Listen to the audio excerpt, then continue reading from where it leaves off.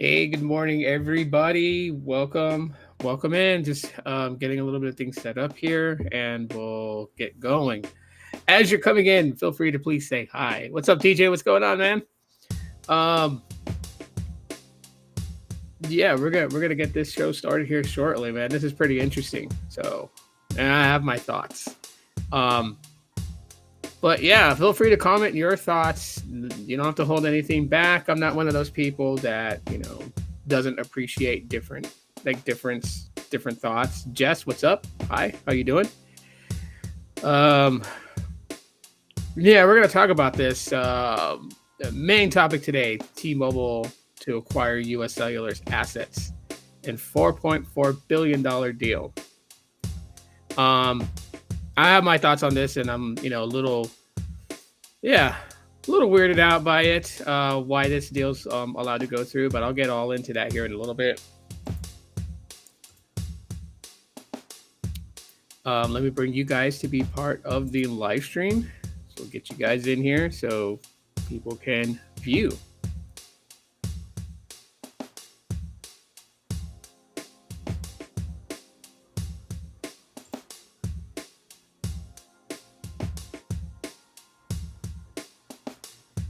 Yeah, I see where you're going with this. Anyways, welcome back, guys. One and all. Wow, the camera's like all weirded out. There we go. I feel a little better now. Good morning to everybody. Welcome back. We have some things to discuss today. T-Mobile buying U.S. Cellular, gaining their assets, their spectrum, and things like that to obviously further the T-Mobile brand. Well, we'll talk about that. I kind of want to, as a Google Pixel fan, I kind of want to talk about, the number one, number one enemy to Google Pixel. Number one thing that gets in Pixel's way of excelling and becoming more than what it is. And I'll touch base into that. And then a little bit of an open tech discussion. I'll bounce off of the chat on what you guys are talking about a little bit later on. But anyways, I want to bring this on screen. This is from Fox Business. So not a tech publication. Just,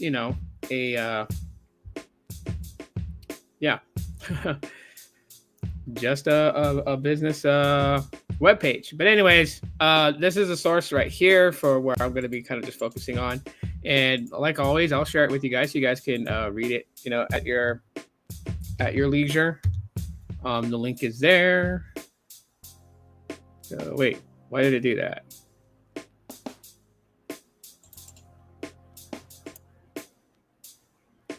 I don't want to share that. What I wanted to do is grab.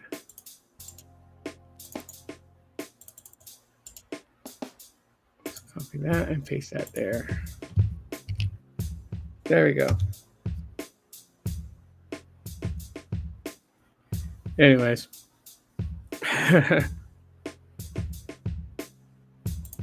Anywho, there's a link right there. If anyone wants to literally read it for themselves, it'll be right there for you guys. So, I have my thoughts on this, but I'll get into that in a little bit. Let's just kind of go over what the shout is all about. So they basically, under the deal, T-Mobile will acquire U.S. Cellular's wireless customers and stores. The deal also includes up to $2 billion in debt.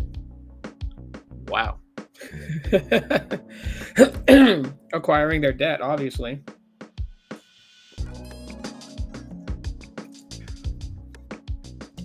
It goes on to say that T-Mobile CEO Mike Sievert said customers of the two wireless carriers will get more coverage and more capacity from their combined footprint.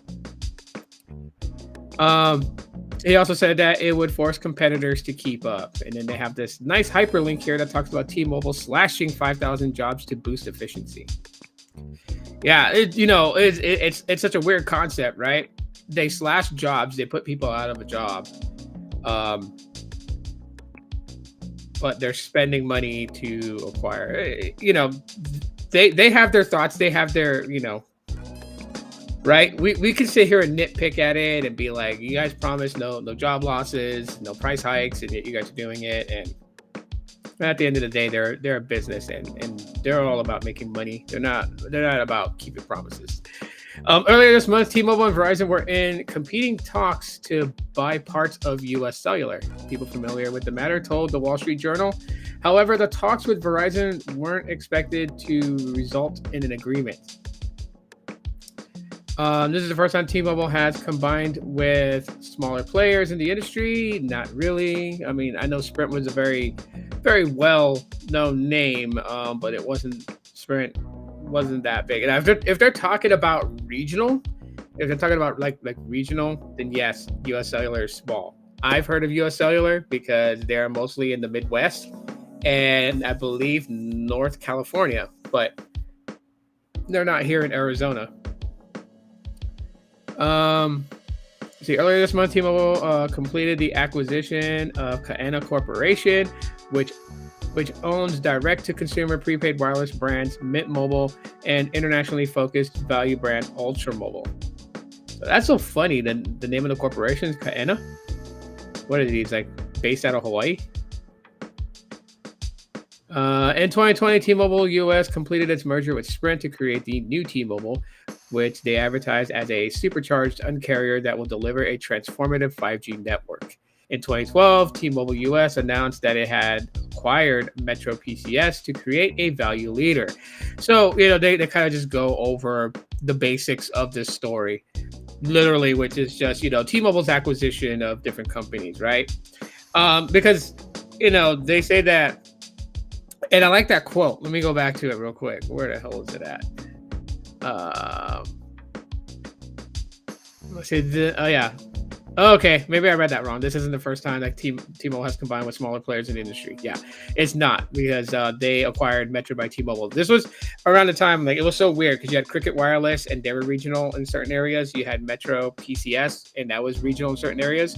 I remember Metro PCS was mostly in Florida and it made its way up around into Texas, because I remember where I lived in Texas, like, I think it was like 6 months before I moved out of Texas. They had just arrived and they had opened up, like, I think a couple of stores in the town that I lived at. And, they were, you could bring your own device and activate it on there. Of course, my Moto Razr V3M wasn't compatible just because it didn't have AWS. And so, they never activated it, but they sold me another Razr, and they were like, I remember those days, right? Like, if you bought a phone from them and you're like, nah, I don't want this phone, you wanted to take it back. Like, before they would accept the return and the restocking fee, they would check to see like how long the phone has like how much the phone has been used, right? They can see like talk minutes used, and if you went over a certain amount, then they would decline your request to basically get the device refunded back. So it was just one of those really weird deals. But they eventually got acquired by T-Mobile as AT&T acquired Cricket. So at first glance, right? At first glance, people would think that this was T-Mobile was becoming a monopoly. Okay, at first glance, we'll get more into that. TJ says, remember when AT&T acquired Cricket, and look how quick it's doing. Now, not every game under AT&T. It says this makes them look like Disney buying and acquiring other companies to become one big company. I mean, I think that's what their end game goal is here, with T-Mobile. It is to be a giant leader in the telco industry. Problem with that is like I said, it's starting to look like a monopoly. They just, and they're not even, Mint Mobile's not even like, cooled down from its panties being so hot after the acquisition, after the deal went down and was done. So, I know that this will probably be beneficial for US Cellular. There are only very small places that US Cellular has great coverage, and not just voice and text, but also data, which is the number one thing now when it comes to telco industries and how they're judged and how they're graded. They're not graded on call qualities, they're not graded on text messaging and how fast you're able to send and receive. they're graded on data connectivity. Most people that dabble in the mobile tech space pretty much has the Ookla app. And one of the things that they love to do, even if like they go to a restaurant and they're out with friends, they're having a few drinks, they're having something to eat, they're having laughs, and they whip their phone out and they do a speed test, and then they screenshot it and post it on X, formerly known as Twitter. It's just one of the things that happens nowadays. So, US Cellular benefits from this because, the customers of US Cellular will, they'll have more connections where they go. They don't have to worry about, going in the area and, completely like having dead service because US Cellular network is not available in the areas that they're traveling. T-Mobile customers, I guess they can get some benefit out of this. Obviously, of course, T-Mobile acquiring spectrum that they want and need in order to strengthen their portfolio and just make things, I guess the goal here and what I'm thinking, to be kind of honest with everyone, I think that they're really trying to beef up their spectrum and the connections that they provide their customers. Since recently, with the most unpopular decision that they did was raise prices on legacy plans. And we know that they're going to continue to raise prices. That's inevitable, especially now. I just would like to point out that T-Mobile is no longer the little guy in the game. They're no longer the little guy in the game at all. You can't look at them and say that they're the underdogs, right? Like the way that it used to look like before, if you were to put them like as circles to describe how big they are. Verizon and AT&T were giant circles. Sprint and T-Mobile were like small size circles. T-Mobile is now a big circle. And the only the only small circle is Dish, is Boost, soon to be known as Boost Mobile again, right? I'll get into that a little bit later. Just I find that weird with Dish, but oh well. Anyways, but then again, does this actually help consumers? Like, are we looking for better competition with this type of deal? With T-Mobile kind of like getting their head inflated. I mean, I know that we were mad that they raised prices, right? But they did, slightly keep to their promise. And 3 years after the acquisition of Sprint, that they would not raise prices, and they kind of met that. They kind of honored that. They really didn't have a choice, right? Like we can't say that they honored it because they wanted to be an honorable company. They honored it because they didn't want to get hit with fines from the FCC. So I remember the FCC was watching not just the moments up to the merger of Sprint and T-Mobile, but they have been watching T-Mobile since the merger with a magnifying glass just to kind of see, right? Because the FCC is like, they're like the parking meters in Philadelphia, right? Like the moment that your meter runs out and you're expired, they're ready to give you a ticket, and that's the FCC. The moment that you mess up and you do something that was against the deal, they want to hit you with a fine. So we know that they've been watching them closely. T-Mobile knows that, and so obviously they didn't do a lot of things that would draw that unnecessary attention to them as they were gearing up to start doing these big changes that has happened in the last couple of months.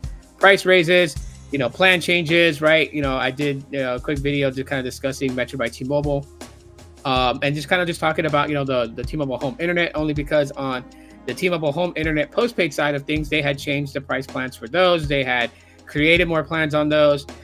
They have geo-locked these wireless gateways, and they created a new plan that if you wanted to be able to travel with your wireless gateway, because it's obviously you're able to do that, right? I mean, y'all remember Carlos's video where he was driving around Vegas and he would have that plugged in his car because he has like a power inverter in his car, and so he would have that on. Consistently transmitting a signal and data. He would drive around, his city and do some speed tests and do some network testing with it and everything like that, right? So, they knew that a lot of people were kind of doing that. I know that there were a lot of RV people that were using T-Mobile home internet, and they were using it as they were traveling across the United States. And so now, they've done this thing where they geo-locked them, and I don't know exactly like how that works with Metro customers that got the T-Mobile home internet, because you can get the T-Mobile home internet through Metro by T-Mobile. I have one, and I don't have T-Mobile postpaid service. I have Metro by T-Mobile prepaid because, trying to save a buck here. I mean, I'm not saying that that saves a buck, but I'm not trying to pay what people are paying postpaid wise. So with that being said, that was always my fear, was like, what's going to happen on the Metro side? Are they going to raise the prices on that? Is it going to go up from $55 to, like, say, $65 or even $75? Those are the things that I worry about when it comes to the whole thing with T-Mobile. Like, I don't hate the company, and I noticed that was one of the things that my friends deal with on a constant day-to-day basis. Just for them reporting news like this, and they are literally getting direct messages to them and just being referred to as, like, T-Mobile haters. And then T-Mobile, the company themselves, have literally set a couple of my friends as detractors away from T-Mobile. And so they have literally been put on a list of, like, where stores have to be careful, watch out for these guys if you see them walk in, because they've talked bad about T-Mobile. But none of us are really talking bad about T-Mobile because we want them to fail, and we don't talk about T-Mobile in such a bad light because we painted them in that. Like, to be honest with everybody, and like, if people would just calm down with their emotions and their brand loyalty and open up their ears and listen. But if T-Mobile's painted in a bad light, it's because they're painting themselves that way with the decisions that they're doing. That's the reason why. If this is approved, it makes it look like there is room for only 3 carriers. Yeah, I can see where you're going with that. Because I made mention of this, and like I said, I'm the type of person that will speak out about what ifs. You know what I mean? I am a true fucking geek. I geek out on news like this. I geek out on mobile phones. I am so inquisitive about network infrastructure and everything like that. So, if I sat there and made a video talking about, hey, I think that, this would be a great idea for kind of Mobile X to kind of just have a network of their own, right? Of course, it wouldn't be the best move in reality. I'm not stupid. I know that, because even though, like, let's take this example. If Mobile X did have, the cash to buy US Cellular and all its assets, right, including its own network build, that would still limit Mobile X to only certain areas, right? Because US Cellular is not a nationwide network coverage. It is specific areas in the nation. So then that means that Mobile X would be, having to still have that MVNO deal with Verizon to maintain coverage all across nationwide, but then have, like, their own little network in just certain areas. It wouldn't be a good fit for Mobile X. It wouldn't look good for the company. The company would actually be attacked on social media for having something like that. So of course, I know, like, in reality and how things are today, it does not make sense. But a what if situation is not saying that it's going to happen or that it's a wish for it to happen. It's just a what if. Kind of like my favorite comic books back in the day. I don't know if you guys remember them, but I know Marvel Comics had a lot of what ifs. Like, what if Wolverine never left Alpha Flight?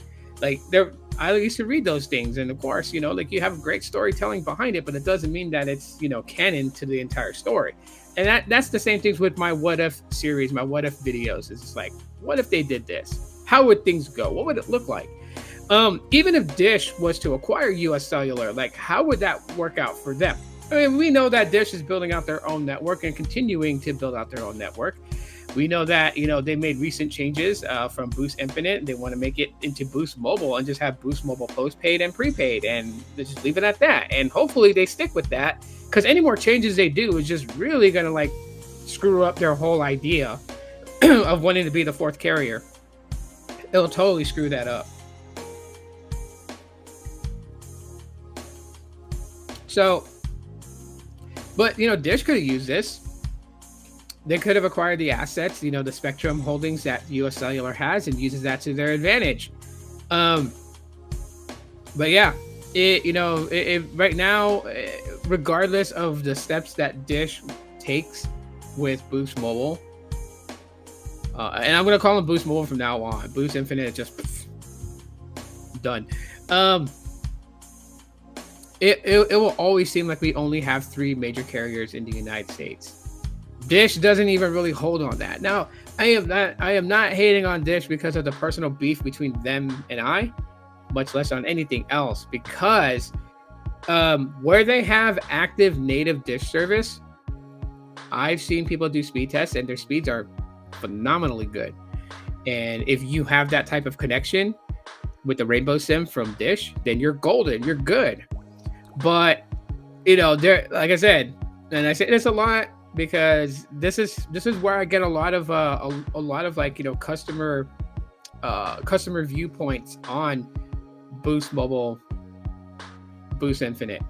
Um, I run and operate a group page on Facebook that has a good amount of people on there that are Boost Infinite customers. As a matter of fact, this gentleman right here, Titus, is one of my moderators for that group page. He is in there and he's holding it down, making sure that everyone is abiding by the group rules. So, this is where I get a lot of the things that I say. So for the people that's like, that have said or thought that I'm full of shit about Boost Infinite, I'm not. There are people that go on there and literally like spill. And I understand that most of the people that complain in the group are, they're not every customer of Boost Infinite, right? The ones that don't have problems obviously are silent because they're not going to take to social media and complain because they have nothing to complain about. I got that. I'm not stupid on that, but there are some things that, Dish refuses to focus on the fix and just leaves it there for customers, their customers to suffer while they continue to keep their primary focus on network build out. And I understand they're trying to reach the goal that the FCC had laid out for them. The FCC says that, you have to have this much of the country covered, by this date. And, some people think that, they got to have, the northern hemisphere of the United States by Canada covered. No, it's not that. They're talking about numbers in customers, right? So if majority people live in major cities, then having all the major cities pretty much covered is a percentage of the country in itself. So it's not like over land mass, it's over human bodies connected to their network. I'm talking about like, humans with mobile phones. So, that is probably one of the most craziest things about it. Yellow Dragon. What's up, man? Why isn't Charlie making any public comments? Question. He's AWOL. Because if they identify, right? So like, let's say, and this is not an excuse to say that this is acceptable, but this is probably the path that they decided to go on. So, if there was a problem and all my customers were talking about it, if I publicly address all of you, that gives you a clear, a clear answer that I got and understand your complaints, right? I am publicly acknowledging that there is a problem. So now everyone's idea is no longer about, do I know what the problems are? Now it's how long till the problems are fixed, right? If I don't acknowledge what my customers are saying, then they're still in the phase of, does he know what the problems are? They're not even thinking about how long is it going to take to fix this problem, because all they're wanting is confirmation that I know and understand there's a problem. See, so that's the AWOL silence working in Charlie's favor. As long as they don't go out there and, and basically publicly admit that they understand customers' issues and complaints, then they can keep it in that phase, thinking to themselves it's buying them more time to just focus on the network and build that out before trying to get their software engineer team to fix the issues at hand when it comes to the problems like iPhone 15's activating on eSIM, right? You order, you're on the iPhone Infinite Access plan, you get your iPhone, and then you're having problems porting your number over. There's the vanishing monthly data allowance. They have all kinds of issues, and it's still yet to have addressed it. It surprises me. It surprises me because it's been over a year that I've seen these problems firsthand working for them. And don't get me wrong, like the job with Boost Infinite, I loved it. Like customer service and telco industry is one of my favorite things. Like, so it wasn't like a job to me. Yes, at the time it was remote, so I worked from home. So that was probably like the only thing that I didn't like was I didn't get to meet any of my peers and work face to face with any of my peers. Everything was done through chat, through video conference. But as far as working for them, I enjoyed it. Yeah, I got yelled at by people. I didn't mind because I knew that they don't know who I am really. They just know who I am when I address them with my first name and that I am a customer care rep for Boost Infinite and how can I assist them. They can scream at me for 35 minutes. I'm not gonna take it seriously because they're not yelling at me, they're yelling at Boost Infinite. But I really loved the job. Honestly, I really did. I just thought that there were certain things that they did to customers that I didn't like. I know a lot of people thought that they were bullshit and they were lying about things. They were like, "Oh, I tried to get a supervisor and no supervisor would come on." No, they weren't lying to you. They couldn't get you a supervisor to get on the call because on the soft phone system there wasn't a transfer to a supervisor. They didn't have that. Like we had a list of like on the soft dialers, which basically is a soft phone on a PC. They have a list. They have a list of departments you can transfer to. You can either do a warm transfer, where it's a three-way conference, talking to the next rep that you're handing over the customer to, explaining to that rep what's going on, introducing the customer to that rep, letting them begin their conversation, and then you dropping off the call. That's called a warm transfer. Cold transfer is when they say, "Okay, yeah, we got to get you over to finance. Just bear with me on a brief hold, and we'll get you connected with the first available finance representative." And you put them on hold, and then you go into your shortcuts, you hit finance, cold transfer, and it just connects the customer where they hear that hold music again, and then a new rep comes on and they have to re-explain what they were telling you to that person to start getting a resolve put in place. So yeah, the reason I explain that is because that's the two different types of transfers that every call center, not just Boost Infinite, every call center does that.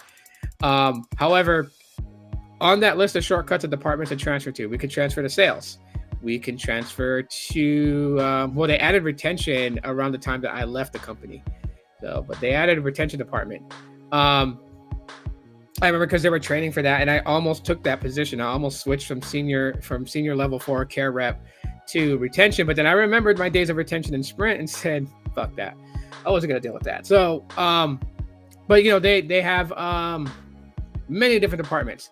The one that we didn't have like a transfer to a supervisor. Like supervisors didn't have their own code to just punch in the dialer and hit connect to three-way talk. Because anytime that you do bring with other companies, I'm sure they follow the same guidelines. But if there's a supervisor requested call, the rep you were talking to stays on that call. They just mute themselves and they allow the supervisor to take over from there. Most of the time they do that because if like you were to say like, oh yeah, your previous rep just told me to go, to go F off. First of all, that rep will still be on the call to unmute themselves and start defending themselves if that in fact was a lie. Now, if they said it on the call, every call is recorded for quality assurance. It is also recorded so that way they can look back and see how their rep handled the call.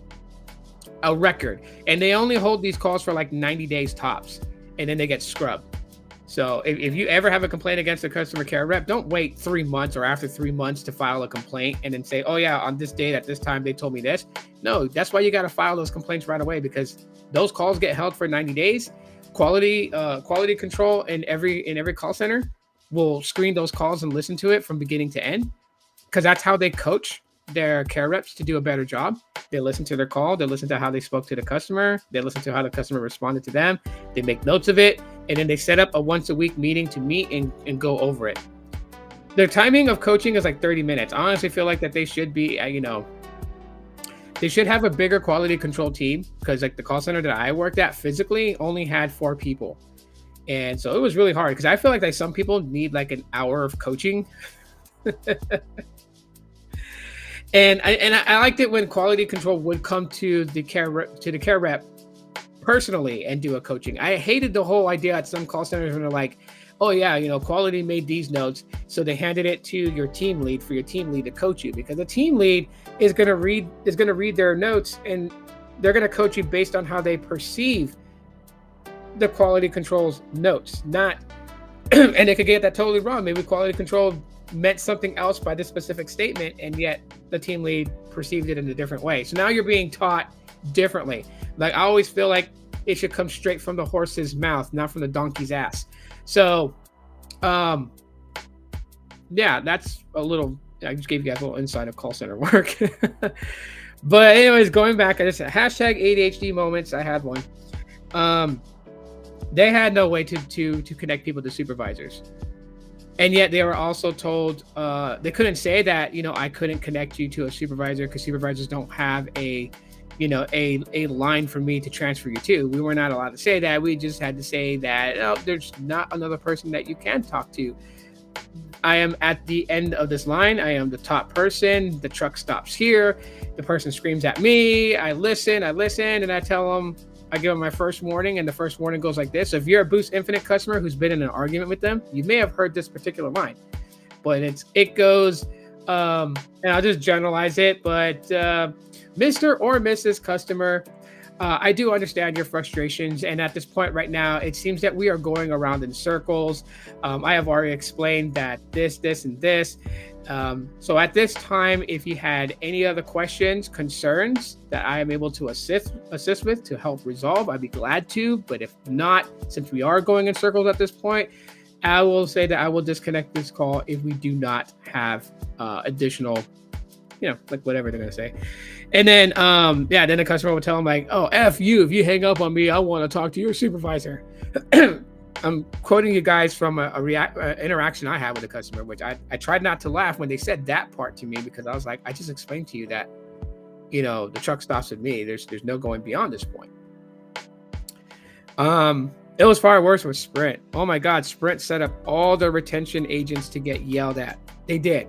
With one simple thing, that Sprint did, and I will never forget this. This is how bad it was, because during the time where they had the iPhone 7s for sale on Sprint, right? And then they had the unlimited freedom plan, and they had like so many different versions of that plan. But this one, like, it came with Hulu. It was like you're only paying for 2 lines, and the other 3 lines are free. Just so weird, so weird. And then those promotions would end, right? Because they would only last for a year on Sprint. And then people's bills would skyrocket from like, $112 to, $240, because now they're going to pay for all those lines plus additional features. They would call him mad. And retention for Sprint was where the truck stops, right? So this is how I know when you're pretty much at the most highest point. So I had been promoted from being a retention rep taking calls to now being support. Basically, I get a little walkie-talkie radio, and I'm running around the entire call center to people that are like needing a supervisor. There were some guys that were also doing the same thing that I was doing, yet they were a bit, they wanted to play around more, so they would always leave majority of like the soup request calls to me to handle. They didn't like dealing with supervisor requested calls. And I knew that. I wasn't stupid. I just wasn't going to argue with them, because I took my job seriously, and I wanted to help out my fellow teammates. And so when they needed a supervisor, and I had a person come up like, I'm about to go to lunch, man, I think they need you to take the soup call. When our own operations manager said that he didn't care if we were about to go to lunch, if you were like a minute before clocking out for lunch, if a soup call request happened and they approached you, you take the call. Just take the call, deal with it, go to lunch late. They will adjust your times.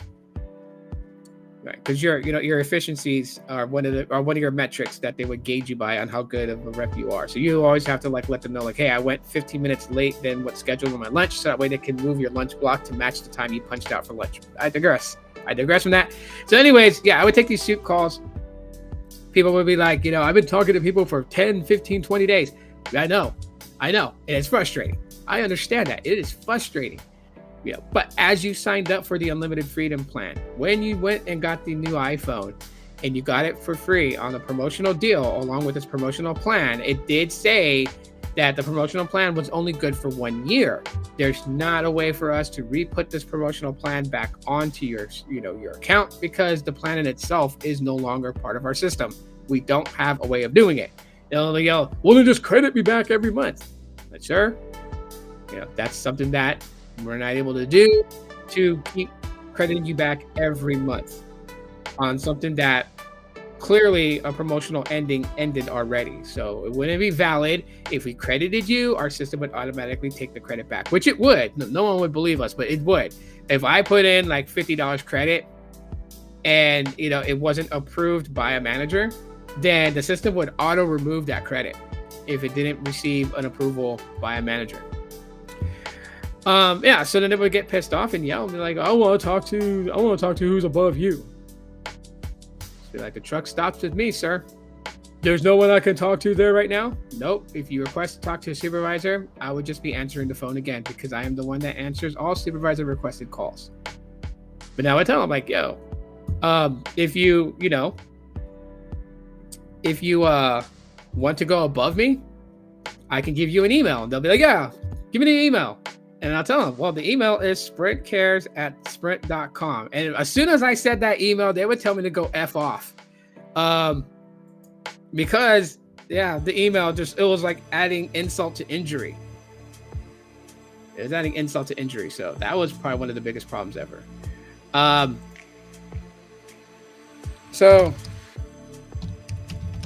Sprint retention was just real shitty. Real shitty.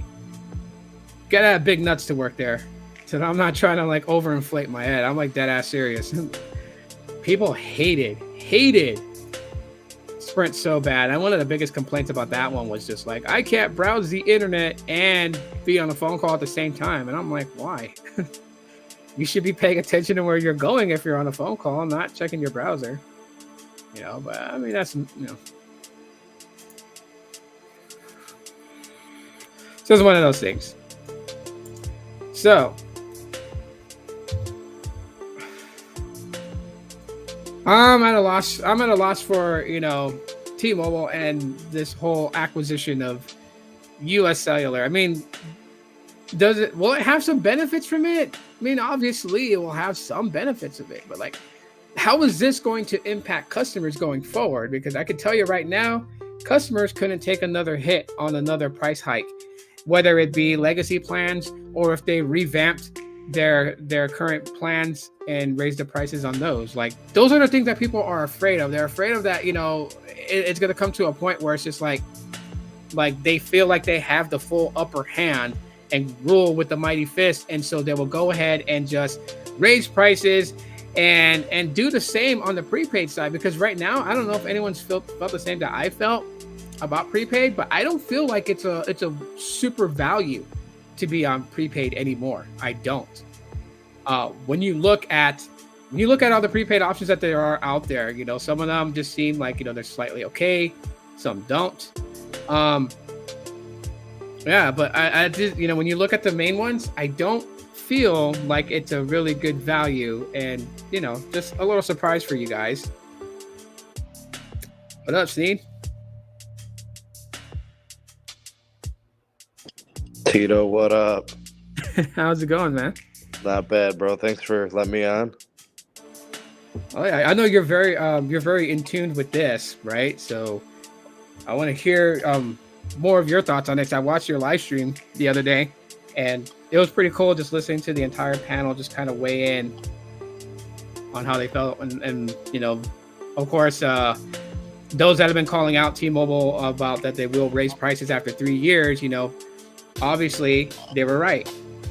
So it's interesting, man. How do you feel about this particular transaction, Tito? Yeah, man. So the US Cellular acquisition, I feel like T-Mobile's overpaying, man. I think they're kind of getting ripped off, dog. 4.4 billion. Yeah, like it's not even. Well, like it's 5 states, but it's like parts of 5 states, right? It's not even the entire state, so they're not really getting all that much. Now it's going to be a difference maker where it is. You're going to get a lot more bandwidth. You're going to get access to like 2,600 tower sites you previously didn't have coverage. Yeah. Now you do, right? So for the network, for T-Mobile customers, the network gets a lot better. Isn't it just crazy though to think that they just raised the prices and literally 2 days after they're making a $4.4 billion deal? So Yeah. basically what they're doing is they're financing this deal through the price increases. I mean, it went hand in hand. You know what I mean? Yeah. And I think most of the customers who are aggravated by the price increase were the customers that T-Mobile said your rates would never increase. You know, so is it valid to question T-Mobile for raising prices? It is valid because Yep. they said or promised something, and now they're not holding up their end of the bargain. You should have never promised the things that you couldn't. Tito, you're a dad of like 17 kids, so you know what I'm talking about, bro. You can't promise things that you can't deliver, right? They call you out on it, bro. Yeah. Yeah. So not even a second later. right. And Daddy Ledger is gone, bro. But like straight up, these people are like, yo, what happened to the carrier? Like they've been sleeping for 4 years, bro. Yeah. I know the other day, like, you know, like it was just out of nowhere. My sister wanted to join in, you know, because I like every time T-Mobile does something, I always send her like a little quick, you know, synopsis of what's going on to let her know. And then she jumped on and like, you know, she gave her thoughts on it. And I wanted that on there, and I wanted people to hear that, not because like she's that's one like, of the OGs, right, Tito? Yeah, she's been on Yeah. T-Mobile for a long time. Her plan's like North American something. Oh yeah, that one's from like 09, dog. Yeah. Yeah, they still have that plan. But I wanted people to hear like how you know, a T-Mobile customer who's not, you know, watching the telco bit, you know, news and stuff, how what they would think about it, right? She offered two different perspectives. And I like it was hard because I was biting my tongue because like when she said things, I wanted to be like, but we know T-Mobile made this decision because of this. But I didn't want to break, you know, any of her thoughts on it because I wanted her to deliver that. So that way, you know, if you guys wanted to like reference it as like how some T-Mobile customers would think about these acquisitions, these moves that T-Mobile is making, gives, you know, the community an idea of like how other people who don't pay attention to the telco news are viewing this. Yeah, that's an interesting perspective. And then, you know, when I was listening to your show that day, you know, she did give the angle of the business owner, right? So she talked about costs and stuff like that. I remember a year ago, and it was right after Verizon and AT&T raised prices on legacy plans. I don't know, it was like AT&T did theirs, it was like $4. Verizon did theirs, it was like $3 or $5 a line, whatever it was. And then T-Mobile had like an investor conference, and they asked them, the investors asked the CEO of T-Mobile, Mike Sievert, are you guys going to do the same thing? You know, you're pressed by the inflation. And they said, no, we're not pressed by the inflation. They said that their costs for operating the network were fixed for several years. So look how they lied, bro. Yeah. So they look at the double whammy, triple whammy. They lie to customers, say you're price locked. They lie to customers, say your rates will never go up, right? As long as you want to keep your plan. And then they lie again, saying that their costs are fixed, and now they're sending the text messages due to inflation and other things. We have to raise prices. You see what I'm saying? That's how you know, like you're dealing with a disingenuous, you know, non-transparent. It's just a bad business. Now, there's good things that came out of the T-Mobile merger, because you could say like T-Mobile Home Internet would have never happened. Yeah. It just wouldn't have. There just wouldn't have been the bandwidth. They wouldn't be able to support the network that way. And then, so I could say that's a good thing, but everything else has been pretty bad, Tito. Yeah. It's been price increases. It's been fees.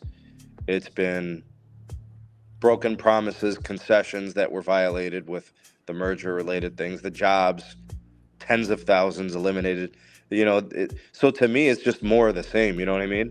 I'm not caught off guard by this. You've been following my content for years, so you know where I've stood on how I thought things would play out. And yeah, we got the dates wrong.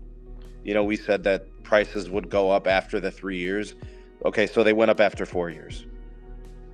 Yeah, but they still went up. That would be like the time that, like for me, anyone could try to guesstimate a time, but to me that's always a guesstimation. But what I'm looking at, and this is just my mindset, I'm looking at like what is being said, and you guys called it for what it is. You guys said that if you think that you're gonna get these cheap prices for life, it's eventually going to go up, and you're going to pay more. They're going to add more onto each line. Like I've heard this for a couple of years, and it happened. Yeah. And what's scary to me is like, like I'm not on the postpaid side, so I'm watching that go down to postpaid, but I am on the prepaid side. I do have a Metro account. I do have home internet through Metro. That's where my worries are, because what they changed with the postpaid side and how they have them geo-locked, and then if you want to be able to freely move them around, you got to pay like $180 or something like that. Mm-hmm. And so it's like, well, what are they going to do to those Metro customers that have the home internet? Like, are they going to do the same thing? Because now it doesn't put it past me that they wouldn't change the plans for Metro customers and make it nearly identical to postpaid. But whose fault is that, Tito, that they didn't geo-lock the devices from the beginning? That would be their fault. And whose fault would it be if they made promises about pricing and then violate them? No, that would be theirs. Right. So this is all self-inflicted wounds. I think the positive equity that they built in the Un-carrier days, I think we could basically throw it out the window. They're just not moving like they used to move. And I'm just speaking from having integrity as a business. Yeah. See, a lot of times, like the corporations, it's almost like in when it comes to American business and just business in general, you're allowed to lie and be disingenuous because it's all in the name of business. All's fair in love and war and money. You know what I mean? So yeah. It's not a relationship. It's not your personal friends or your family. So lying is okay because it's business. I disagree. I think you should give your money to companies who reflect your values and morals. So that's why, like, when people were so adamant about supporting T-Mobile in the past, I was one of those people too. And now we're starting to see it's just more of the same. They're not really different, right? Yeah. And another thing to kind of mention about the acquisition of US Cellular. So check this out, Tito. 75 million people on the T-Mobile network, those customers. 75 million of them got price increases, right? Because they're on legacy plans. Yep. Maybe more, right? Because it's 75% of the customer base has legacy plans. They're the ones that are going to be paying price increases. Where is US Cellular territory? It's like a couple states in the Midwest. Yeah, some rural spots out in like West Virginia and Pennsylvania. And then it's like Oregon. So it's like 5 states. But everybody who's paying the cost for the price increases, they don't live in those places, nor do they even travel there. So they're paying price increases in places they'll never benefit from this acquisition.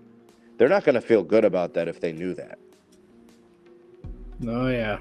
I can see where that's going. Yeah, I agree with you there, man. Because,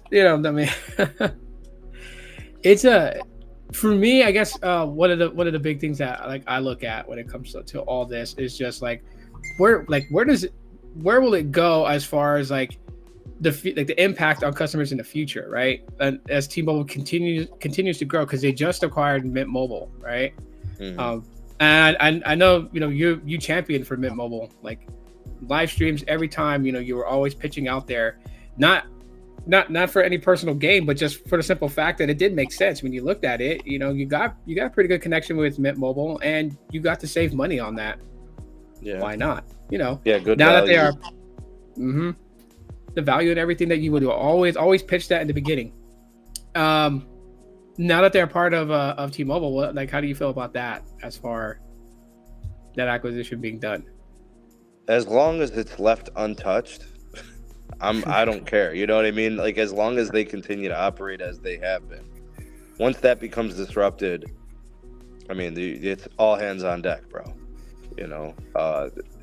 If they continue to run independently, if they can continue to offer those value plans, meet the price point needs of folks that don't want to pay a lot for cell service or can't afford to pay a lot for cell service, as long as they remain that player. If they can't be that player, then we just lost a competitor, a fierce one. Yeah. One that I would say, if I'm looking for the best price in wireless, that's top 2 or 3. Visible maybe, and then probably US Mobile, I think. Yeah. So I'm that's how I'm looking at it. You're losing something major if you lose them. And do you think with the way that these head figures in T-Mobile will eventually actually touch Mint Mobile? Like, And change Will that they around. will they touch T-Mobile? I mean I could say with confidence that probably for at least the next year they'll be left alone. At least that much. Because that Yeah. was kind of in the construction, I think, of the agreement, just based on the press release and what we have access to. And I mean, honestly, I think they should be left alone forever. Oh And yeah. in my opinion, I personally believe that T-Mobile purchased or acquired Mint just to keep them out of the hands of Verizon. I think Verizon was coming in for that deal, and then I think T-Mobile overpaid for Mint Mobile just to keep it out of the hands of Verizon. Sounds like a game of like freaking, like it is a game of chess. It is a Well, game of think chess. about Not this, Tito. What is Mint Mobile's greatest asset? Is their brand. It's their marketing. It's Ryan Reynolds. yeah. And you get that with Mint Mobile when you acquire them. And his company is actually a marketing company, the company that owns Mint. Yeah.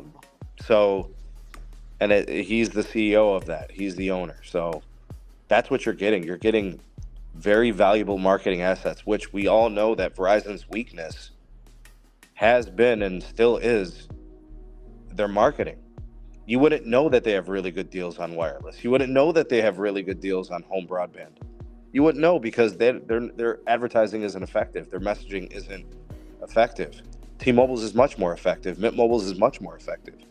So if Verizon was to close out that deal and acquire Mint, it would have been a game changer for their future. And I think T-Mobile knew that. This was a complete sabotage play. I also think that the U.S. Cellular, the way they structured the deal, is sabotage too. T-Mobile's acquiring frequencies that they don't even deploy. Those are assets that AT&T and Verizon could be using. They could purchase them from U.S. Cellular. But T-Mobile's buying it. Why? They don't even have radios on their entire network that broadcast those channels. See, I didn't know that. That's And interesting. then FCC regulators are so dumb they can't even see it. Who is running the FCC right now? Jessica Rosenworcel, or AKA Jessica Warzen Useless. Oh man, they are blind to it. I didn't even think about that. Oh, absolutely. I looked at the structure of the deal.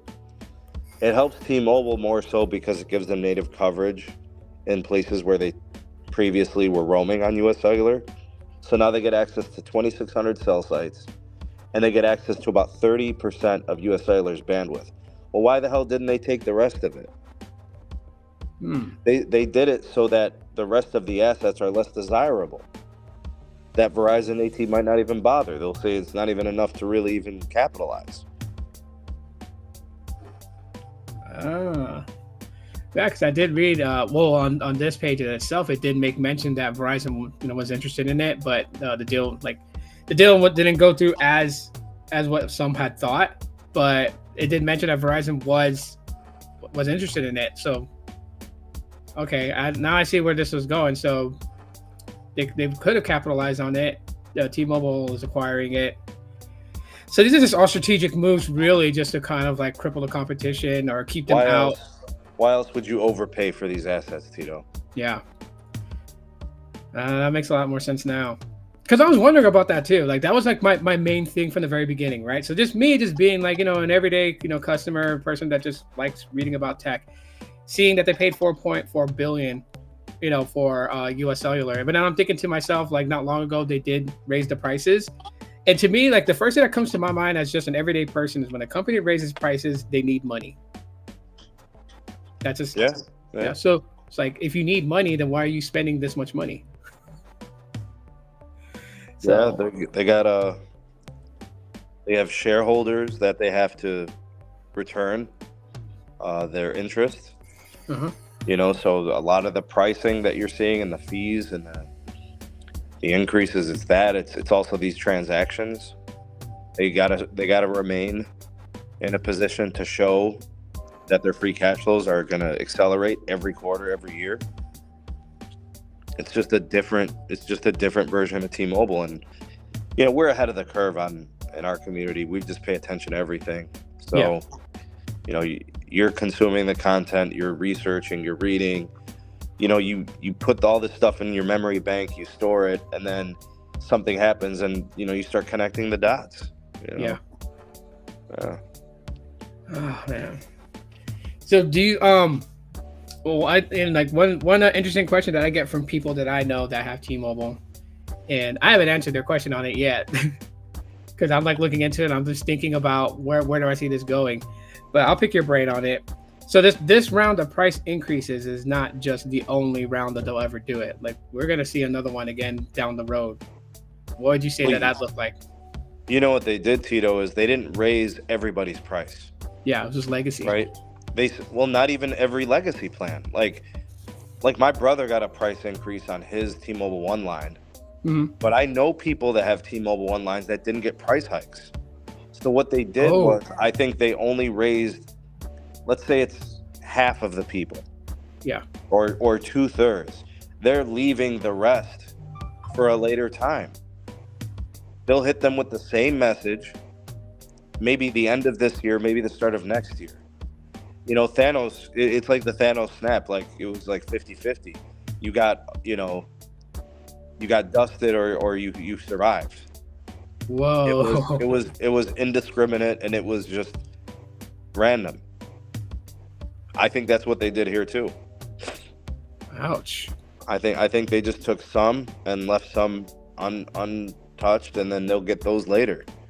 And then they'll say, hey, other customers have already been paying this price increase, it's your turn. That's what it's going to sound like.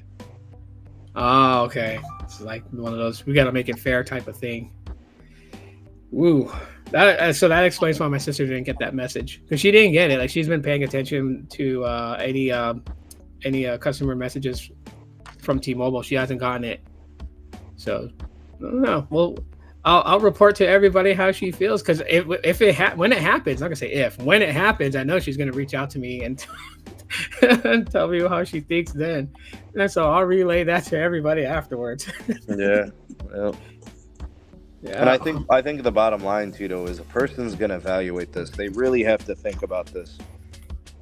Okay, if I start shopping for a new plan, if I start looking for a new provider, and it's simply solely based on price, I'm gonna have to find something that's cheaper than what my new price is going to be. If it makes no sense for me to just leave, and I'm leaving a plan that's still cheaper than anything else I could find. Right. So there has to be a cost analysis to that. Now, if you can get a better deal elsewhere, this makes it, this price increase makes it so you have other options around the same pricing or close enough to a better service, right? So let's say I've been cool with T-Mobile paying $100 for 10 lines. They go up $5 a line. So now I'm paying $150. Mm-hmm. So what does it cost for me to get 10 lines from another provider? It's probably going to be $250. You get what I'm saying? It's going to be $300 or something. So I still can't beat that. So I should stay if it's about cost. Now, if I'm paying $50 a line, and before I used to be paying $45 a line, well, there's lots of providers that can give me $50 a line. Right. And I might be able to get a better network based on my usage, or based on, maybe it's a plan. Maybe I can get more hotspot and I need that. Maybe I've been wanting that and I haven't been able to have that because I've been stuck on this old legacy plan. There's things that people have to weigh. People's needs also change over time, Tito. They have to. Yep. I think the wise, the smart shopper is thinking, for this amount of money, am I still getting the best deal I can get? Have my needs changed? Should I be exploring other options? I mean, I would say that even a T-Mobile customer should evaluate even staying with T-Mobile, but going to a new plan that might include better things. Because like a North American T-Mobile customer has access to nothing outside of service. But like with the newer plans, I have access to Netflix on Us and Hulu. I have access to, Magenta status or whatever all those things they do, like tax and fees included. And, I'm just saying everything should be explored. Yeah. Doing your homework, basically, because that is one of the things that I think, when it comes to something like this, when you're seeing, certain, and now it's at that point where it's just certain people, with their current, legacy plans that are getting, the luck of the draw technically on getting their prices increased.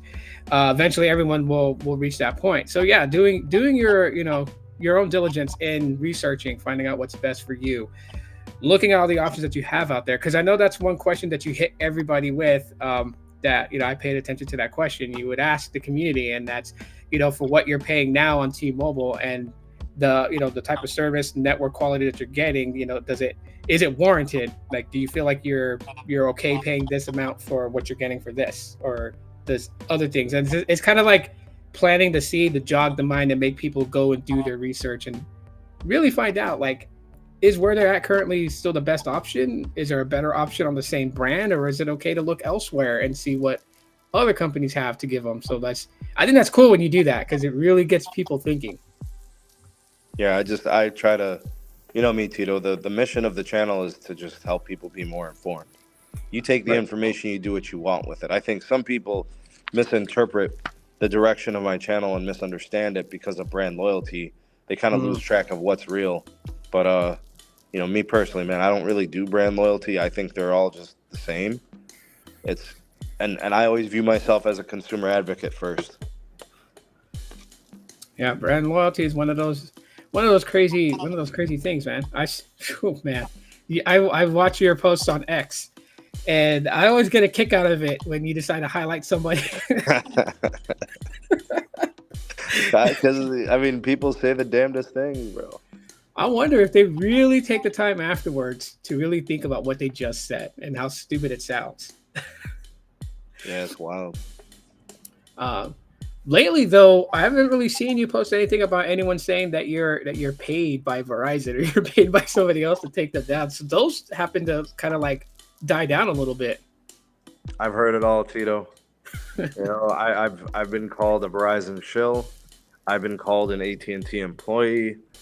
I've been accused. This guy, he must work for T-Mobile. Like, I've heard it all. I've had people say, "Why do I like Dish so much?" Like, they don't understand why I like Dish so much. Like, I've heard so many different things, man. And I'm thinking to myself, how could I be all of those things when they're all exclusive? And then I thought to myself, I guess I'm doing my job. Because if everybody on a different day thinks I'm working for someone, then that means they don't know what the hell I'm doing. That's good. That means I'm winning. Yeah. Speaking of Dish, like you said, because here's the thing with it, right? Like, when I discuss Dish, I know that there's a bit of bitterness in my tone when I discuss them, and that's just personal reasons. But other reasons too, simply, and I'm trying to convey this message across, and that is, there's potential in what they're doing, but when they have a focus on one side of things and completely like just overlook the other side, which I feel like is actually important. Like, you want to be on top. Like, you may not be able to balance it 50-50, but at least trying to solve some of the problems that have been around since a year ago, at least, resolving one or two of those issues, I think would really help. Because I operate a group on Facebook. The people that have problems, they come forward, they type out a long story, I read it. I actually sit there and read their stories. And it's always the three things. And I made a video talking about the top three things that Boost Infinite is really bad at. And it's really trying to get Dish's attention, because I know they're watching me. They still watch me. I don't mind, because I want them to do better. Their network, I see, speed tests by you. I see speed tests by Ricky.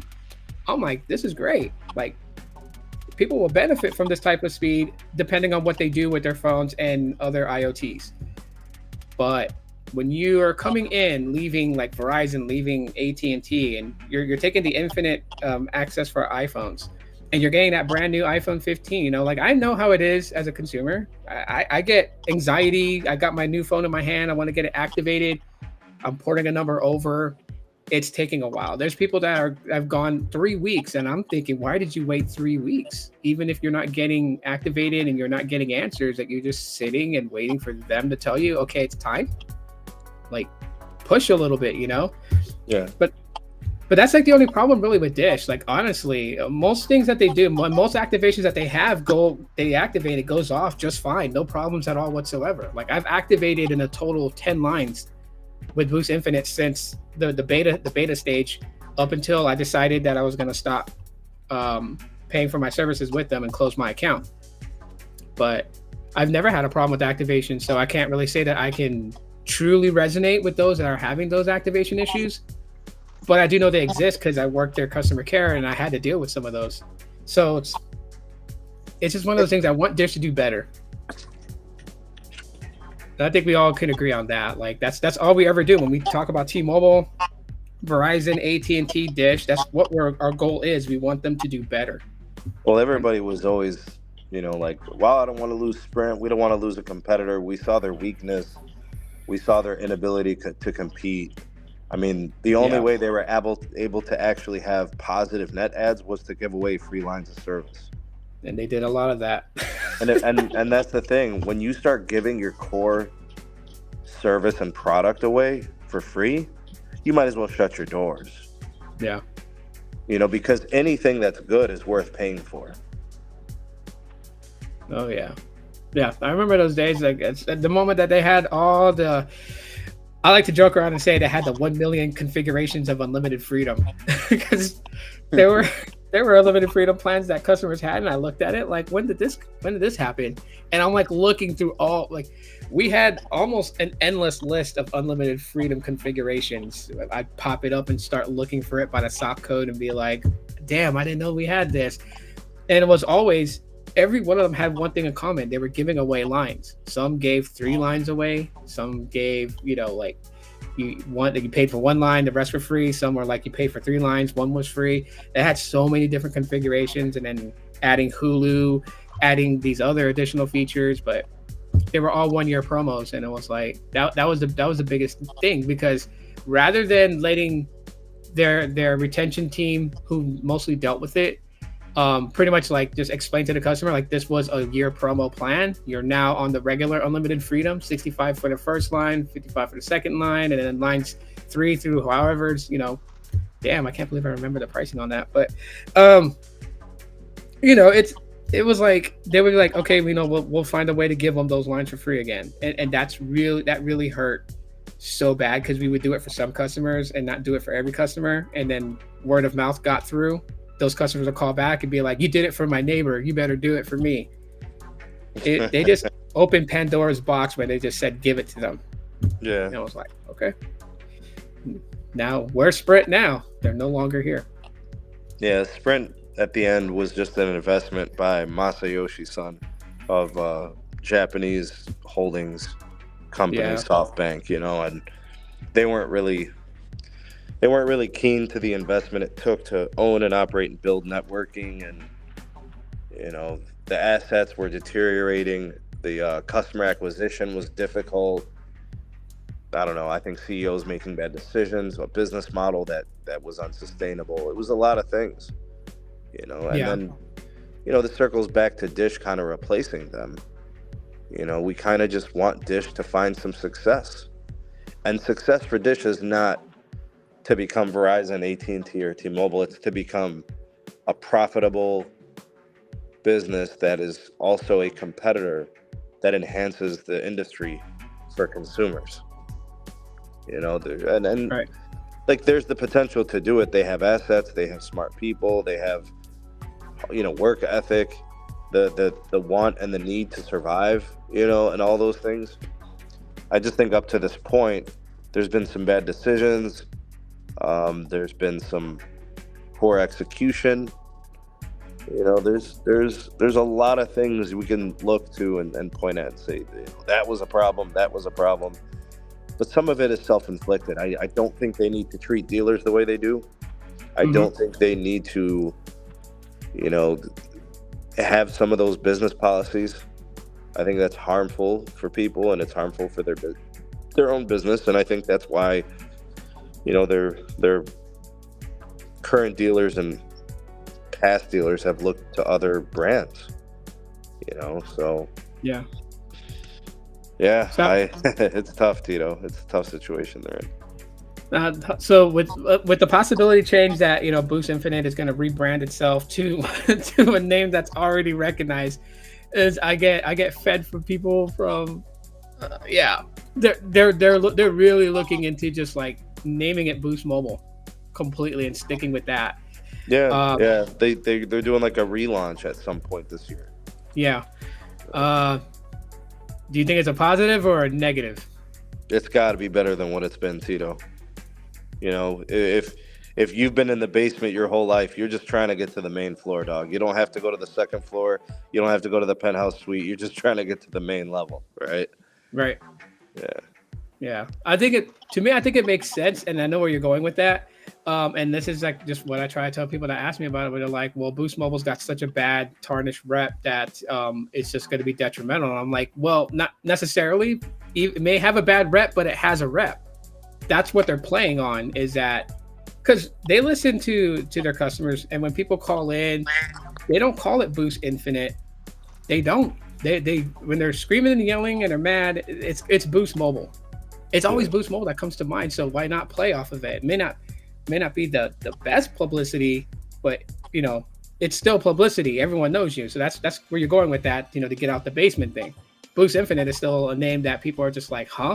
What's that? Is it different? Are they the same Max company? Max Tech Studios said that people associate Boost Mobile as a drug dealer brand. I don't know if I had ever thought about that like that, but I mean, I don't know if that's true. I mean, what do you think so? Like, is what he's saying has some weight or merit? I gotta give it to them for him to bring that up because, yeah, even in the earlier days of Boost Mobile, right, when it was under the Sprint, the Sprint umbrella. I mean, you know, you could go into a Boost Mobile store and you could literally just like use an alias to create an account way back in the day. This is like the days of the IDA network and Chirp and where you at. And yeah, in Hawaii, Boost Mobile, a lot of dealers out there use them because it was a lot faster to communicate with your so I'll be honest with it.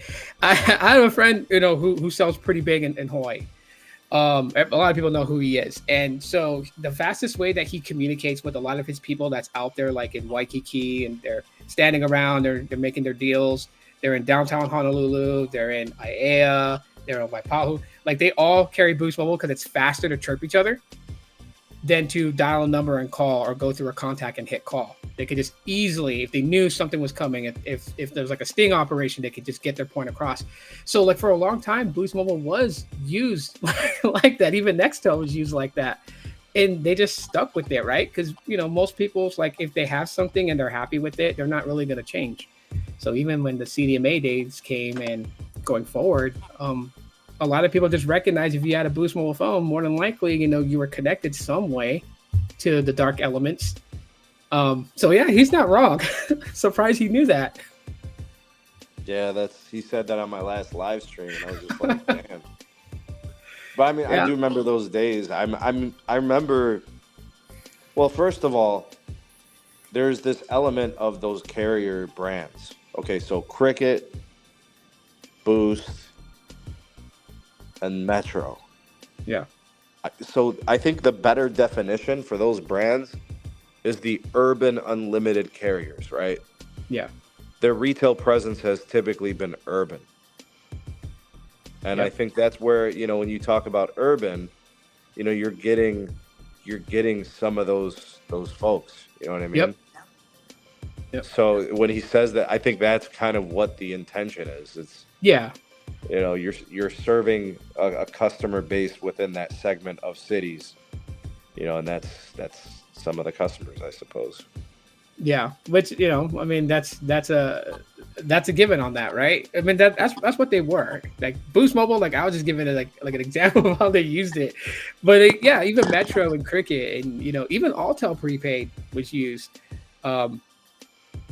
Yeah, that is a good representation of it because you did find them in those areas. You didn't really find them in like rural areas all too much. You didn't find them in like their stores in upscale neighborhoods. You always found them in the urban areas. You always found them next to a liquor store. I mean, like here in Phoenix, it's still the same way. Metros are like most of the metro stores are in the areas that I would say are unfavorable places for you to go.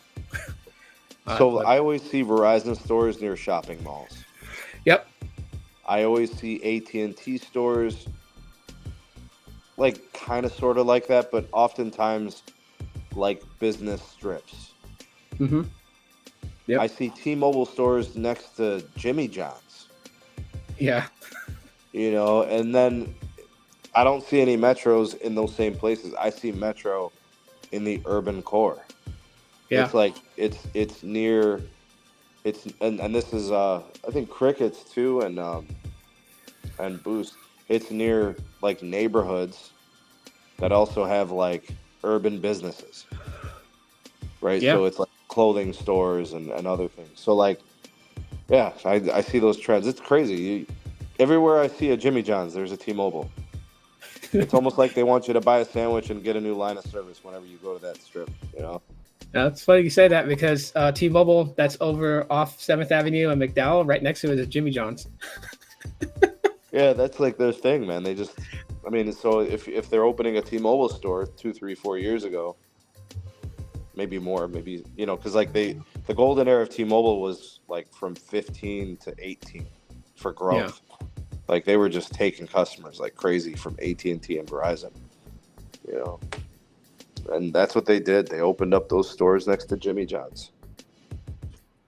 Yeah, that's crazy. You said that, I was like, in my head, I already started laughing because I'm like, there's a T-Mobile store right there. There's a Jimmy John's right next to it. But yeah, that's a very interesting thing. Shout out to Max Tech Studios.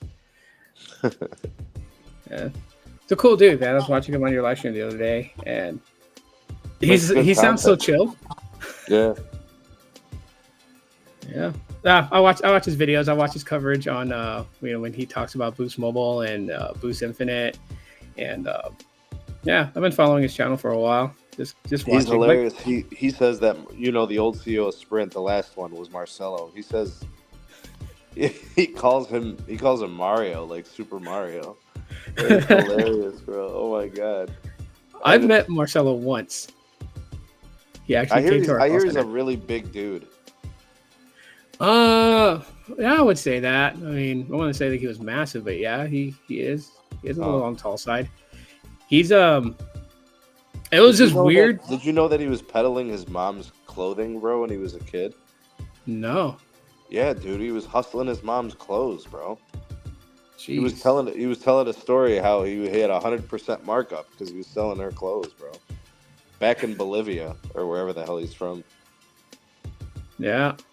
I mean, straight up thief, bro, stealing from his mom like that.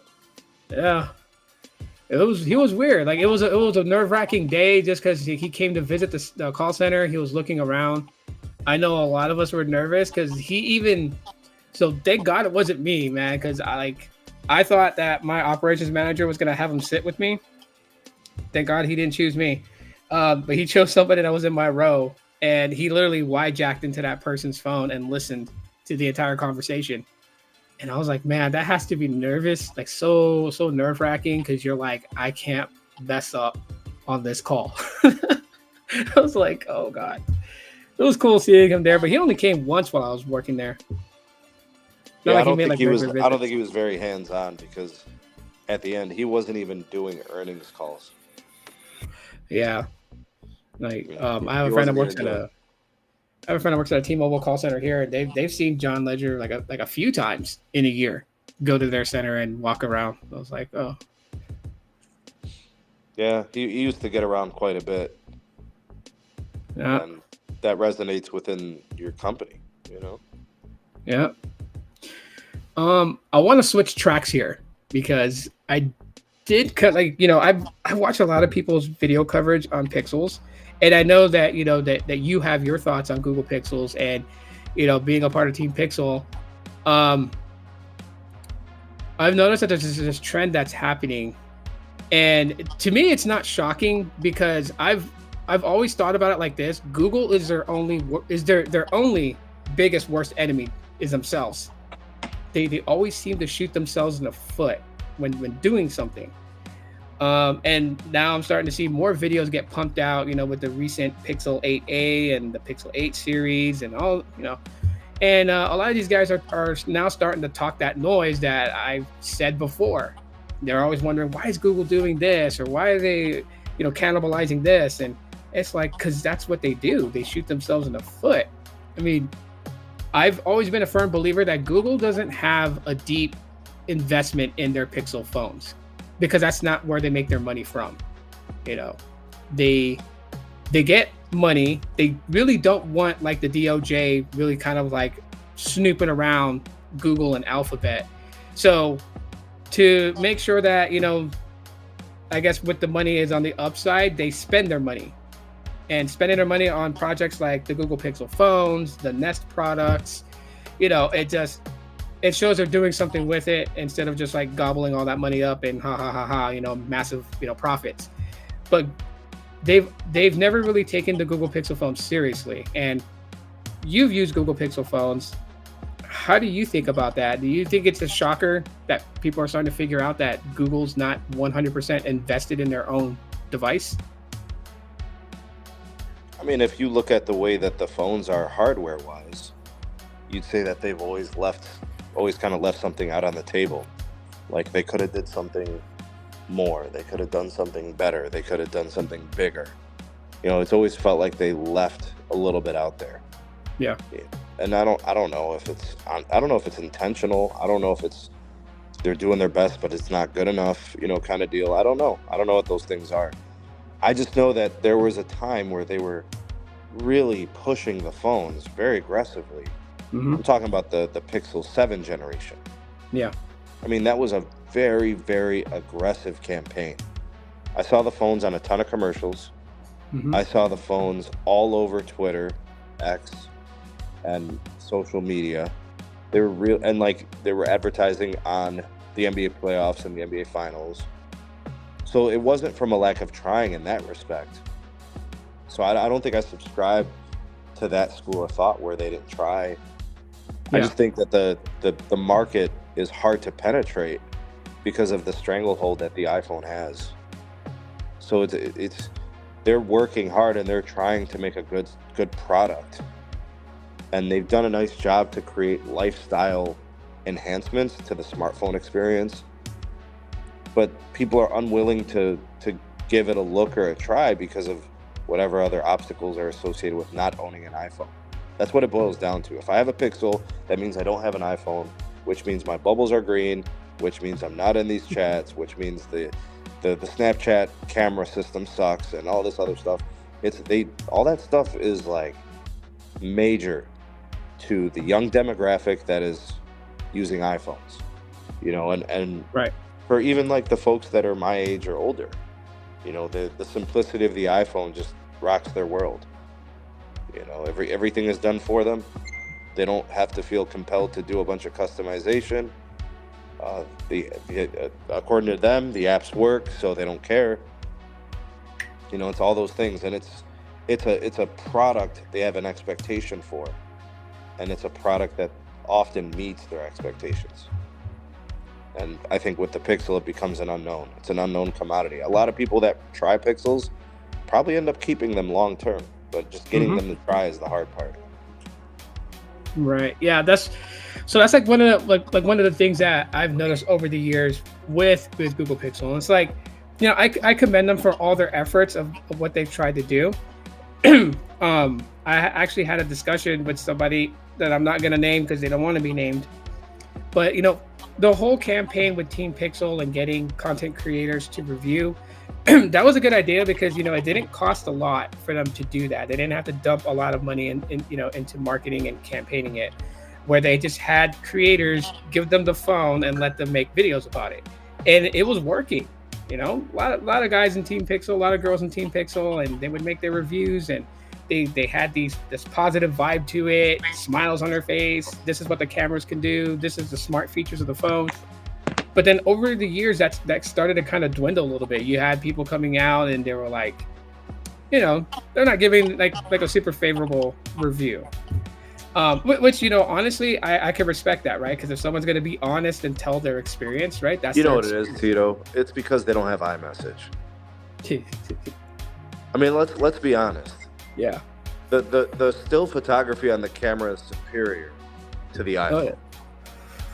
You know, I would argue that the video is still better on the iPhone.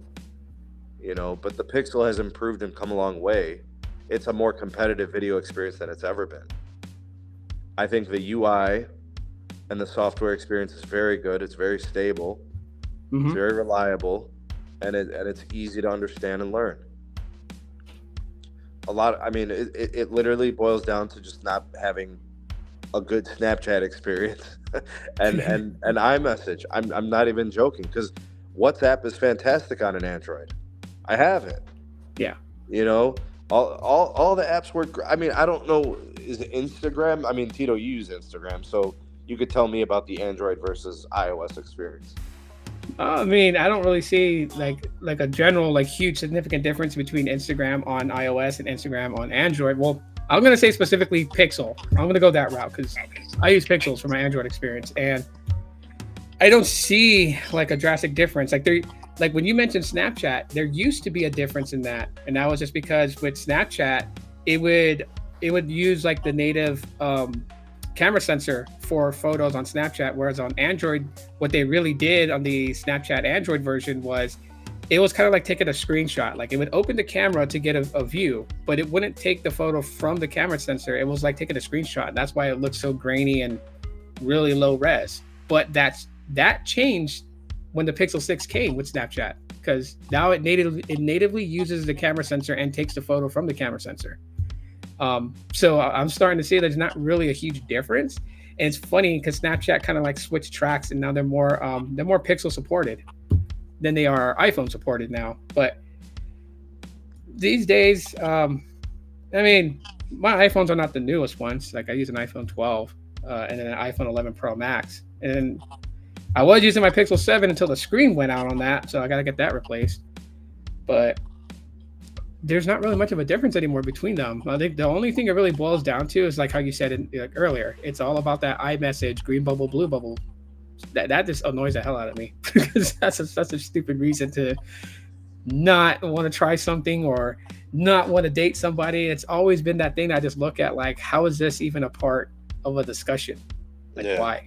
Right. It's so dumb. But as far as like Google cannibalizing itself, at this point, like I still feel like that Google's still trying to find a little bit of their own identity when it comes to their phone. Like much of it has already been discovered. We're going forward. They're building their own in-house chip. Well, sort of, kind of. I mean, I know they're switching up to, was it TSMC or TMSC? I don't know how the company's acronym name is. Yeah, TSMC. Yeah. Yeah, they're switching away from Samsung to them for the Tensor G5. I can't really pass judgment on that. I find it so funny that we don't know if it's going to be better or worse. We're just knowing it's going to be different. Yeah, that's all we know for right now. And can't no one say it's going to be like worse because of this, and that. You just don't know. We just have to wait until it comes out on the Pixel 10. I mean, what was so great about the Samsung Exynos stuff they were using? I mean, so like I'll agree with people on this. It wasn't super powerful like a Snapdragon to that extent, but Google's whole thing with the Pixel was never about being super powerful for the power user. It was to be smarter, efficient, and be able to run AI. That was their main goal, and it does that. So, I mean, everyone has their opinion on what the best phone is. And I think people forget that when they look at something and say that this is the best phone in the world, this is how it should be, it's for them, but their thoughts may not be what other users want or need out of a phone. Right. It's always a different thing. So that's why I never really can make a video and say this is the best phone in the whole world. I'd be lying if I said that, because it would be the best phone for me, but might not be for you. Sure. But it's just so weird, like just how I see people really just kind of compare it to Samsung, but their comparisons to Samsung is on a different scale. It's like they want it to be exactly like a Galaxy S series. No, it doesn't need to be that. So Tito, I have an S24. Yeah. I mean, just as a synopsis, a quick one. I mean, it is an absolute beast. It's a powerhouse. I mean, I'm able to edit and render and upload video content so efficiently and effectively, quickly, accurately, Yep. no issues, no troubles, no corrupt files. Transfer is a breeze. Uploading is a breeze. Recording with it is fantastic. I mean, it is phenomenal. But like the Galaxy devices offer a different type of software experience, and they're also very expensive. Like, there's more than one ways to skin a cat. An old man from the South told me that. Yeah. You know what I mean? So like, I still reach for my Pixel sometimes, like primarily for certain things. Like if I want the most secure Android experience, I use my Pixel. That's where my banking is. That's where like all my confidential, business emails are and stuff like that. A bulk of my workflow is through a Pixel. Even though hardware-wise, the Samsung is a phenomenal piece of hardware. It is really good, Tito. For a small phone in the S24, I have the regular one. The battery life is impeccable. The camera systems are great. All types of different versatile uses. It's great. But I still reach for my Pixel 7 all the time to do certain things with it because it's just better. Yeah. And like, if it's a lot of what you need, and this is the point that I try to drive with people, because I use a Samsung, right? Like at a point I came to a thought in my head, like, I've talked a lot about Pixels, and people know me that I really like Pixels, but to really get taken serious by others that don't know me and don't know my channel, I have to mess with other things than Pixels, which is why for a stint I was doing that. And it may not be an S24, but it did give me an experience of One UI. And so that's where I can look at it. So like my view on all the things that's happening, maybe the Pixels aren't the same as an S24. Okay, that's totally fine. Will Google have more time to continue on? Obviously, I mean, they're trying new things. We're getting 3 devices this year. Like now they're just doing this whole weird thing where you have the 9 Pro, the 9 Pro XL. They're trying so much. I mean, yeah, they kind of got called out for what they did with Gemini Nano when they try to tell every Pixel user that the Pixel 8 wasn't compatible with it, but the S24 is compatible with it, and the S24 and the Pixel 8 are not so far off spec-wise, other than the hardware that they use. And it was like, it just seems like that Google is free playing with a lot of things to really just 100% find their identity. And I feel like when they hit that point, it's going to take off a lot bigger than what it is now. But other people just want them to like magically get to that finish line, like a snap of a finger. They should be there already. They haven't started around the same time the iPhone started. Can't expect it to be there. Yeah, sometimes I think people having disconnected expectations, like reality. There's a process to this, Tito. Yeah. There's an evolution to this, and I think where they want to go and how they're going to get there just may be different than what people expect or think it should be. Yeah, that's like, I mean, to me, that's the biggest problem when it comes to the hardware side of things, and these smartphones, is that people's expectations sometimes are just way out there. Yeah. I laugh at that. Oh, Pixels are what they are, and I feel like they're not going anywhere. Like someone asked me, do I think it's going to the Google graveyard? No, I don't think so. It may not be their main bread and butter, but it sure as hell is bringing the butter. So they're not gonna ditch that. Not after all the stuff that they're invested in. A tablet. I mean, these little steps. If you kind of step back from the view itself and look at the entire painting, and you'll catch a glimpse of where this is all going. If they had no intentions of keeping Pixels around for the future, then why start investing in a tablet and putting a Pixel tablet out there and seeing how that does?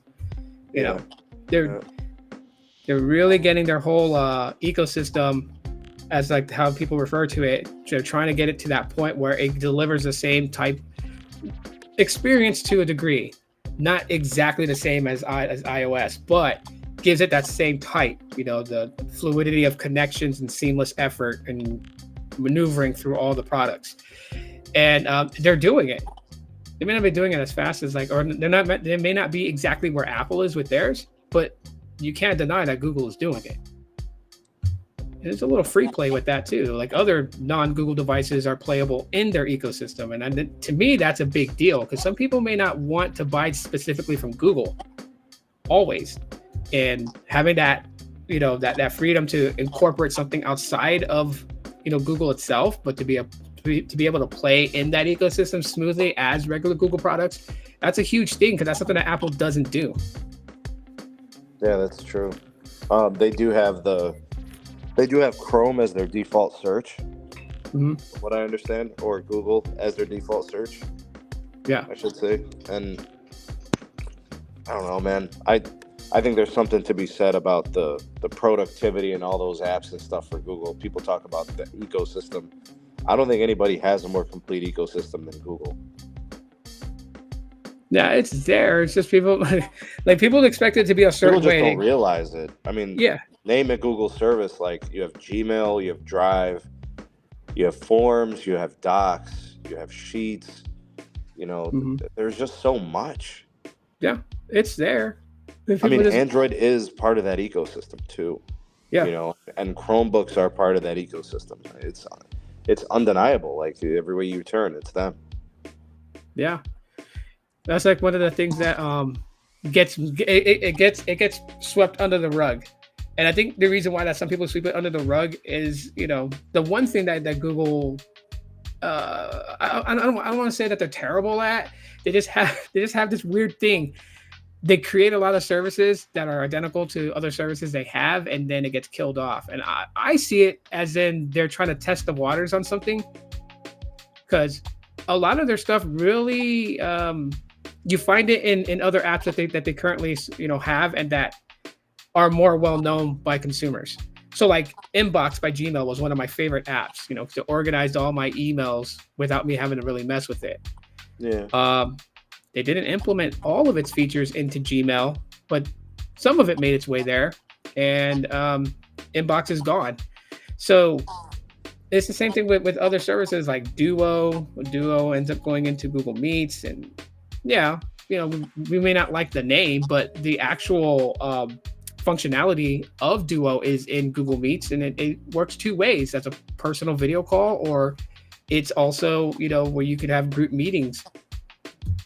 So it's like 2-in-1. Yeah. It's there. Just people just have to look past the killed by Google thing and just really just start to kind of like look at all the services that they provide. And even for businesses too, even though like sometimes I think it's weird that, companies like Dish completely relies on Google services that's free. Free doesn't necessarily mean always secure, but that's a different thing. Yeah, agreed. Yeah. Are you getting a Pixel this year? Any of the 9s? I don't know, Tito. We'll have to see, man. I'm definitely considering one. I mean, I didn't get an 8 because my 7 was pretty damn impressive. If I felt compelled, like the upgrade was worth it, I would get it. No doubt. So yeah, I'm always looking into one, right? I'm always going to consider it as an option each year. Not necessarily, but I mean, I've got a 7. I think a 2-year upgrade is pretty worthy. So I'm guessing the camera system will be a lot better. The microphones will be better. The speakers will be better. The display should be better. The cellular RF performance should be better. There'll be reasons to upgrade, is what I'm saying. So 2 years, I think, is a good time to upgrade. I mean, even just battery life starting to falter after a couple years. You know what I'm saying, Tito? Yeah. Well, absolutely, man. Because like I'm looking at it as the reason. So like what was it? I had a person that asked me that I didn't grab the Pixel 8a, and I'm like, I'm still interested in that phone. I'm just holding for a little bit more info to come out. I mean, a lot of the info of the Pixel 9s have come out, right? Like nothing could really be a secret with Google anymore when it comes to their devices. But there's still more that we don't know, because there's still things that they announce at the event that has people like, oh, I didn't know that was going to happen, or I didn't know they were going to do that. And I'm waiting for that, because if the 9 really like hits it to me where this is like Google take my money, then I'm gonna go get a 9 before I get an 8A. I may get the 8A next year or something, when it's really dropped in price. But the 9 is what I'm really looking at. I had a great experience with my 7. Like, I love the 7. I'll be honest with everybody. Like, I've really like had such a good experience with it. I was pissed when my screen died on it. And I was like, yeah, that was tough, man. yeah, it is. It's like my wife was laughing like because 3 days after it died, she's just looking at me and I'm using my other phones like I normally do. She's just like, "You're going through separation anxiety." I'm like, is it that noticeable? It's so sad. Like, I could turn it on, it'll just annoy everybody because for some reason an alarm keeps going off and I can't touch a screen to disable that alarm. I can only use button configurations to get it to power down. Oh, okay. Yeah, the screen is absolutely dead on it. What's the cost of the replacement or the repair? So I got a quote from Assurion, which was "You break, I fix." They want 198 Wow. to replace the screen, and Yeah, I'm like, that's cheap, man. compared to what I'm finding out there, like a refurbished 7 is touching a little bit more than that, like 250 for like a refurbished one that's certified with 1-year warranty. So that's the reason why I haven't pulled the trigger to go replace the screen right away. How much are you willing to pay for a refurbished Pixel? I think like my top out point would be 250. Shoot, if I end up upgrading to a newer one, they don't give me a good trade-in, I'll sell you my 7 Pro for 250. Deal. I'm not even joking, dog. You can have it, enjoy it, love it. If I upgrade, then yeah, that'll work. That's the deal. Because I'm still gonna end up getting me like if everything lines up right, I'm still gonna end up getting me the 9. But I'll take your 7 Pro for 250. I'm not gonna argue that. All right, we got a deal, man. That's like one of the weird things. Like I still like right now, like my active daily driver device is my Pixel 4 XL, and that is my only bone to pick with Verizon is they locked the damn bootloader on it, and I can't flash a custom ROM. That can't be undone once they lock the bootloader? Google won't do it. They'll sit there and say you have to contact the carrier. Verizon tells you that they don't deal with that, so they have no way of unlocking it. And I've been like constantly, I kid you not, it's been like 5 months now. 5 months for at least an hour a night. I've been researching to trying to find anyone out there that's actually figured a way to bump past it and get it unlocked. No, nobody has. Like they've done it on Android 10. But now that vulnerability has been patched, and like there's I tried to downgrade it to Android 10 and nearly bricked the phone. So I was like, okay, I'm not doing it because they now have it to where like they make it nearly impossible to downgrade back to an older version of Android once you've accepted an update to a newer version. Wow, sucks. Yeah, it's like you hit a brick wall, man. Yeah, my only other option that I'm trying to avoid is getting another Pixel 4 XL that is specifically like unlocked to any carrier, so I know the bootloader is unlocked. The 4 XL to me is still an amazing phone, and I don't mind being on Android 13. It's not that old of an operating system. It does miss out on a lot of new features that the new Pixels are getting, but it's just I don't know. I just have these really cool like my wife laughs at me because I find it so refreshing that I can use Active Edge on my Pixel 4 XL and squeeze and launch, Gemini. It's so funny, but it's so cool. It's so cool to do that, and I do that in front of people and they stare at my phone.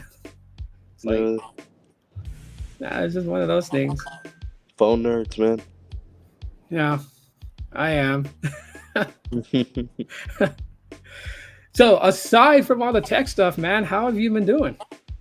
Not bad, man. The school year is coming to a close, so we're wrapping up. It's the final week of instruction, and kids got final exams and projects are due. And wow, looking forward to the summer. Spend time with the fam, do some day trips. Try to plan something for August where we can spend a few days out of town. And I got a lot of work to do. I got a couple of projects I'm working on. So the time will be well spent, Tito, for sure. I definitely need the summer though. I gotta step away from the school stuff and just get away from it, recharge the batteries, and get ready for next year. But the summer is important to a teacher, man. I'll tell you. Yeah, that's crazy. You guys, so because like over here, a lot of the schools are already shut down for summer. Yeah, So I mean most schools try to do the Memorial Day thing, right? yeah, Last day would be the Friday before Memorial Day, and I'm not sure why the hell we haven't done that, but I believe school should start the week of Labor Day, and it should end the day before Memorial Day, yeah, right? So Labor Day's on a Monday, so kids report to school on Tuesday, and then same thing at the end of the school year. Memorial Day is on a Monday at the end of May. That Friday, last day of school. You know, I mean, and whatever it should just, and that should be uniform. Why the yeah, hell school districts choose to all be different? It's like whatever they got needs or whatever. Their community members want it a certain way. They call their shots. They do what they do. But it would be nice to have some uniformity. You know. yeah. That would be. So I know like this past couple of weeks, man, it's been super crazy. So my second oldest son got his degree, and I cried like a baby. I was like trying to hide No. it. It was so I was it was a very proud moment. Like I watched him walk, and Yeah, I'm man. just like, yes, he's doing it. Yeah, I mean, that's your. Is it your oldest? You said This is my second oldest. your second oldest. Yeah, those are big accomplishments, man. Yeah, he it was an eventful week for him because a week before his graduation, he had we got tickets to go to his school. They had a presentation for their final project, Hmm. and I uploaded the video to my channel, I believe, where him and his friends they took a freshman project where they developed a video game, but it was like not even halfway developed. You could just like move around a certain room in the game, and that was it. It had like no functionality. You couldn't kill enemies or nothing like that. Yeah. And they actually made it into a full-fledged game, Oh, okay. and I was amazed at that. Like I mean, I do my things right, and I mess with smartphones. I mess with operating systems on them and stuff like that. To see my son and what he did, because they gave their presentation, they explained what each member of their group did, and what my son did. Just basically coding coding the whole game, and like it was a very proud moment because I'm like he's explaining to everybody the process through it, how hard it was, having all the files with the same name with a different number at the end of the files, and you change one thing and it breaks like these 10 files, and what he had to do to rectify that. And it was like it was awesome. So he's good on that. He got his diploma. He already got accepted into ASU. That's where he decided to go to school at. So Nice, good school, man. Yeah. yeah, he starts in the fall. And then on top of that, his internship with the Department of Public Safety. So that's where he's been interning for his senior year in high school. They took him on as an intern through college. So he's still going to continue to work for DPS. And he's thinking about doing a ride along with a police officer because he does cybersecurity for them. And like now he's interested in actual criminal justice. So I'm like, do a ride along, ride along with the cops, see what their day to day is like, Like this is a time where you can try things and fail, and don't worry about failing, because failing is just you learning and moving on and not repeating that same mistake. Like don't just lock yourself into one thing, explore everything, and then decide. Yeah. Yeah, absolutely. That's and that's the thing about college. I'd say the first year. So you pick a major or you pick an area of study usually, Yeah, and then you're like trying to figure out, okay, I got to get to the coursework which actually focuses on this, and do I like it? And then but you're taking a lot of the prerequisite stuff, which is general ed stuff. yeah, So you don't so you really don't get to any specialized coursework until year 2 or 3. yeah, So then, like, if you don't end up not liking it, you're like changing your major in the second or third year. And then, like, if you go completely away from what you started with, you're like playing from behind, if you change your mind. So, time, everybody wants to get where they want to go fast, yeah. but it's a process, and there's a lot of learning in more ways than one as you go through that process. Yeah. That's basically just like he talks to me like it's so weird because he's still going through separation anxiety. Like my wife had asked him, she was just like, you're going to finally be done with school. Like, how do you feel? And like his answer was different than what, most people would expect. They would expect like, yeah, he's free from school, live your life free, go out, do what you want to do, hang out with your friends. No, he was actually slightly depressed that he wasn't going to be going to school anymore. And really? I'm just like, it's okay. You're going to another school, a little bit different. The rules aren't going to be like, you have to be in class. I mean, like, yes, you do have to be in class, but if you don't show up to class, you're not really burning the instructor. You're burning yourself because you're paying for it. He's paid no matter what. Yeah, facts, bro. No, but, he's off to do things. So now, he's like, and he's such a good young man. I mean, his thing is like, he's trying to, talk to my oldest daughter and get her prepared because, she's going to 8th grade next year. From there, she'll be hitting high school. And he's telling her, like, don't take high school for granted because it goes fast. You will be graduating before you know it. Yeah. Time flies. Making good decisions from the jump is really important. Yeah. And not making bad ones. I mean, there's always lessons to learn, and making mistakes leads to learning. Yeah. But try to avoid the catastrophic ones and those that set you back a great amount. Yeah. That's the role as dads, right? We just got to make sure that their lane to success is, the obstacles that's beyond their control are removed by us. Everything else, we try to help them learn basically to make those good decisions and to learn from mistakes and to understand it's okay to make mistakes. Some people don't really get that message, and I see some parents that don't convey that message. They're so tight on that. They can like, you can never make a mistake. You're supposed to be, perfect from the very beginning. And that's not how it goes. And that's not how it goes. That's unrealistic. Yeah. So just got to watch, like I tell my kids, my job as their dad is to maneuver them around the landmines and make sure that they don't step on those. Mm-hmm. That's it. And all I want for them to do is to do a million times better than me. And every day I always try to drill that into my kids' heads. Like I find some way to tell them that, especially when they ask me about my past and stuff. And I always tell them, like, I don't want you guys to struggle like me. I don't want you guys to live the type of life that I led.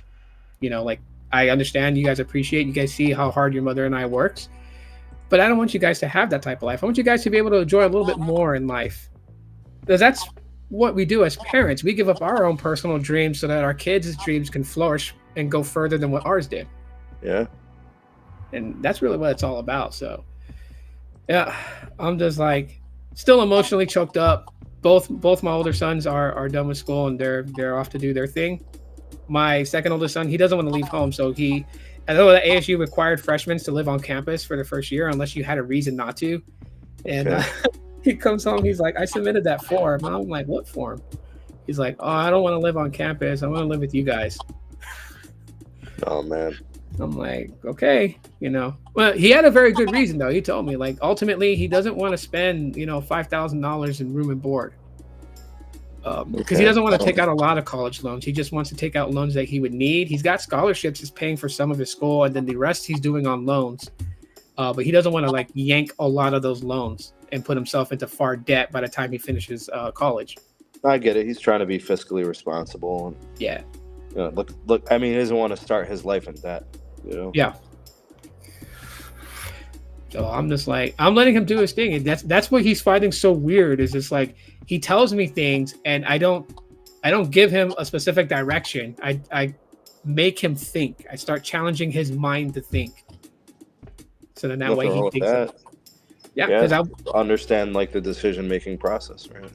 Yeah, I just want him to be able to do that when I'm not around, because I'm not here forever. My youngest daughter still can't accept that. Like, she heard it one time, and I didn't even mean to mention that. Like, I was talking to my oldest daughter about it, and I was like, there'll be a time where I won't physically be here. And when I said that, my youngest daughter walked in, and she just started going through her emotions, and it was hard to try and explain to her, passing away and things like that. But I told her, like, just because I'm gone doesn't mean I'm not here. I'm here through you guys. Like, it's you guys who carry on for me. I'm with you always. Yeah. It's just hard for little kids to really understand it too, though. Because to them, they're probably thinking you're leaving them like on purpose. Like, they don't see it that way. They don't understand that it's a part of life. Is that Yeah. life is limited, right? It's not something that you'll have forever. Yeah. But maybe with that kind of realization and her understanding it, or you explaining it, then she'll appreciate things more, while it's available, while you're around. Yeah. She's in that phase. Ever since I had mentioned that, and she heard that a couple of weeks ago, her thing now is like, whatever I'm doing something, it doesn't matter what I'm doing. I could be researching something, on my computer. I could be, outside working on the car, and she comes out and she just hangs out with me. So I've noticed a little bit of change in her from her hearing that and hearing, that it's a part of life. That's a life cycle. Plus too, I put her in context. I was like, I wouldn't want to be immortal because eventually life would become dull and boring. That I would literally welcome death. Like, Oh, you don't want to live forever. Like, you want to enjoy the things you want in life. And I told her that's the importance of making good decisions and to excel further than what I ever have. So that way you won't feel that life is limited and you didn't get to do too much because you would have given yourself that room to be able to do more. So she's always around me like a shadow. And I don't mind at all whatsoever. But yeah, she's really, my daughter's little. My youngest daughter is a year old. 14, 15 months. Mhm. Or no, yeah, about 14 months. I mean, I come home. I mean, she's hauling to get to me. She wants me to hold her. She wants to hug me. And you enjoy those superhero moments. I miss those. I miss those, man. Yeah, you just have 7 more kids, Tito. Go ahead, bro. No, it's okay, dude. I don't have the finances to have a NFL team. Oh, that's crazy, bro. I mean, you got 5? I have 5, yes. 5, yeah. So you got a starting NBA starting 5, bro. Starting lineup. I tell my son too. I'm like, like I'm ready to see little babies, little infants. I told him, but don't rush to have them. Yeah. My oldest daughter, she caught a conversation between me and my wife, and she looked at me and she goes, "I am not having kids." And she heard that my wife was just like, she was aggravated at my daughter because my daughter can fit some of my wife's clothes. Like, my wife is dramatically dropping weight after her surgery and everything, Oh, and okay. so my daughter's stealing her mom's clothes. So my wife was like, my revenge will come when she has kids because I'm gonna pick them up. I am gonna take them out for ice cream. I am going to spoil them rotten, and then I'm gonna drop them off at the home to her. And Yeah. my daughter's like, I'm not having kids. Oh, fantastic, man. Yeah, I think honestly, between me and you, just talking straight, I think one of the best jobs. That's not even really a job to me, but if you had to call it a job, but one of the best jobs in my life is being a dad. It That's a is real job. it's so cool to just see them just grow, excel, and it's like they learn things, maybe things that you didn't even teach them, and they shock you about it, and you're just like, wow, just you help create this life and you see it grow and grow into something, and then you just want so much better for them that you are willing to play the fool, you are willing to be the idiot if it means that they gain another step forward to success. It's such a it's an amazing feeling, man. Yeah, it is. As having 2 myself, it's been a lot of fun, man. You learn a lot about yourself actually through parenting. Hmm. You know, sometimes you gotta kind of sit back and let things play out. Can't micromanage. Yep. Sometimes be, you gotta be kind of the intervention specialist, right? You come in and intervene because it's needed. You just gotta Yeah. kind of know your spots, and you figure out timing. And then with certain kids, you mess something up, and then with the next one, you get it right. Yeah. You know, as with anything, the second run is always better than the first in terms of the experience teaching you lessons. Yeah. I got to share a story with you that happened recently. And it was my wife, even till today, still says that when I talk about it with so much pride. And I'm like, I don't want my kids learning bad habits. But I couldn't contain this one. And it was not really a bad habit or anything like that. It's like, my youngest daughter. Her name's Nevaeh, and recently she got into her first fight in school ever. And like I was upset, I was worried because the school called me. They're like, your daughter was involved in a fight, but she is okay. We have her here in the office. She's eating her lunch. If you'd like to come pick her up, we understand. We'll excuse her for the rest of the day. So I hauled ass down to the school because I wanted to know what happened. And the woman I spoke to, she handles all the disciplinary. So it's like a vice principal, but they give her a different title. Forgot what it is, but she tells me that my daughter was lured into a bathroom. Dean of discipline? No, it's not that. It's almost to the lines of that, but I forgot what they use as a title of the name. But it's something like that. But she was telling me that my daughter was lured into the bathroom, and the person was trying to jump my daughter with her friends. But my daughter actually won the fight. And I was like, what? Because I hadn't even begun to to teach my youngest daughter just how to defend herself. Like she knew some things, but I really didn't get too much involved in it because I figured she's pretty mellow and chill and she likes to be friends with everybody. So what are the odds chances? So my daughter explains to me that what caused it all was one of her friends called her short, because my daughter Nevaeh, she's really short. Like if you saw her in real life, you wouldn't think she was 11. You would probably think she was like 7 or 8.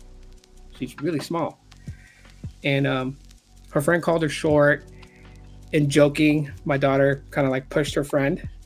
And the other friend got offended by that and was like telling all the other kids in school in her grade that she was going to kick my daughter's ass at lunch and all this other stuff. So lunch happens, and they called my daughter over into the bathroom.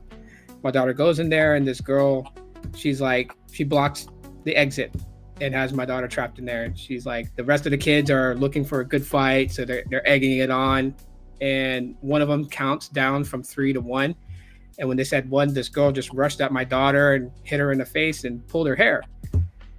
So my daughter remembered how to take somebody down that I showed her. So she actually got the girl and took her down, mounted her, and was just pounding on her head. And not something that I want my daughter to be doing. I keep reminding her, fighting is not always the answer to resolve things. But at the same time, too, there was this weird pride that just developed in my head. My daughter just won her first fight. It's a bad scenario, but I felt pride in that moment because she's like, I remembered how to take somebody down. That's what I did. And then I didn't get off until a teacher pulled me off. And I'm like, in my head, I'm like, yes.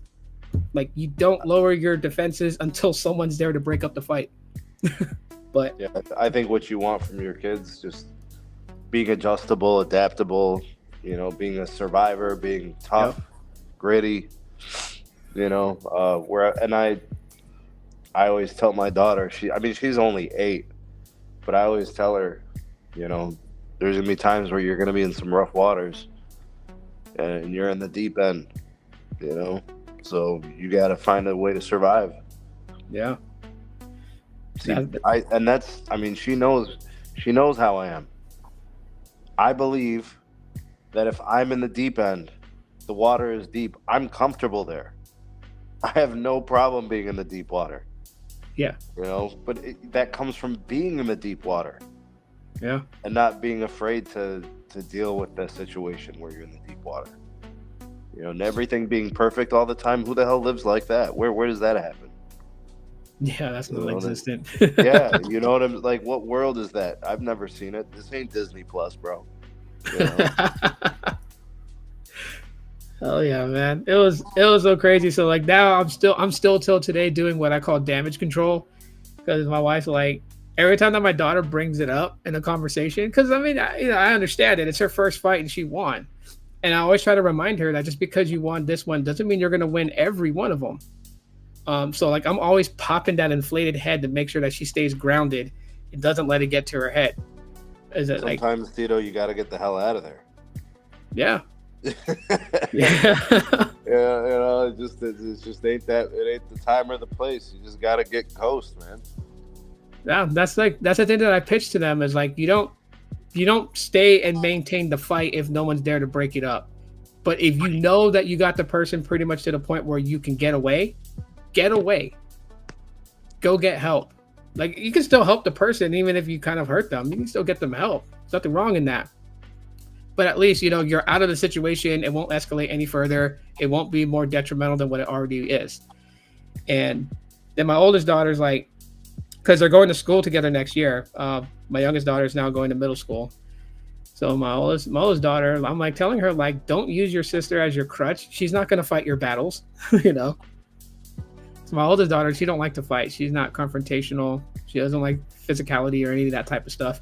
So she's like, if this one girl that keeps bothering her, if she continues to try and threaten her, then she's like, Nevaeh will help me. I'm like, no, you're not going to throw your sister into that predicament. Like, if it happens, like if the girl comes and attacks and Nevaeh tries to help you, that's different than you saying, if you bother me, my sister's going to kick your ass. And bro, I'm like fighting with the school system because, like, the only reason why my oldest daughter is being harassed by the student is not that the student hates my daughter, because they used to be friends, but it's this young girl, her preference is girls, and she likes my daughter that way, and my daughter doesn't like her that way. And it's like a very weird, aggressive type thing, because as my daughter had explained, that she had a boyfriend. She broke up with her boyfriend because his grades sucked, and literally that's what she told me. She gave him a month to get his grades up, and if he didn't, she broke up with him. I'm like, a loss for words. I've never heard that before in kid relationships, but this other girl just won't leave her alone. That's tough. Yeah. I'm just like, I told her, like, I understand that this girl likes you. She's still coming into, her hormones are out of whack. Her brain's not thinking straight, so she's still coming into things. Right now, this may be, what she is. She may really genuinely like, same sex. But that might change in high school. She may like both, or she may just, like only men. These kids don't know what the hell they're doing, bro. Yeah, like they're influenced by a lot of what they see on TV and on social media. That's what it is. Oh yeah, they're very influential. I mean, they see anybody that has notoriety, and they all of a sudden say, I want that lifestyle, whatever that is. Let's do that. Yeah. I had a friend whose favorite band, I mean, we're talking like 9th grade, so like 14 years old, because the lead singer of the band was vegan, he became vegan, bro. Oh shit. Yeah, man, that's a huge lifestyle change, dog. That is. Wow. I mean, I was influenced by things, but I never went that hardcore. Yeah, man. I mean, that's that age. I mean, hell, I was ready to overthrow the government, bro, when I was listening to NWA and Tupac and shit back in the 90s, bro. I was ready to take over the world, dog. Oh, hell yeah. I remember that. Oh, you say stuff like that, and it flashback memories. My dad, what kind of music you listening to there? It's spreading a bad message. Like, bro, okay. I'll tell you what, man. I was listening to, I don't know if it was Busta Rhymes or if it was Mystical. You remember those guys? Yeah, I remember them. Or I think Mystical. And my dad's like, why are you listening to James Brown? I'm like, James Brown? I guess he does kind of like sound like him. He's got like the crazy, gets loud, crescendo voice or whatever. I was like, oh, damn. Yeah, dude, the music from back in the day. I mean, I remember, I'll share this story with you. So, this is when I was living with my mom in Washington State. Like, I had moved there with her because I got into so much trouble in Hawaii that I had to leave. So I was living with my mom and her husband. And my mom, she was, at the time, she was a habitual gambler. So she would always go to the casinos and she would always go play bingo.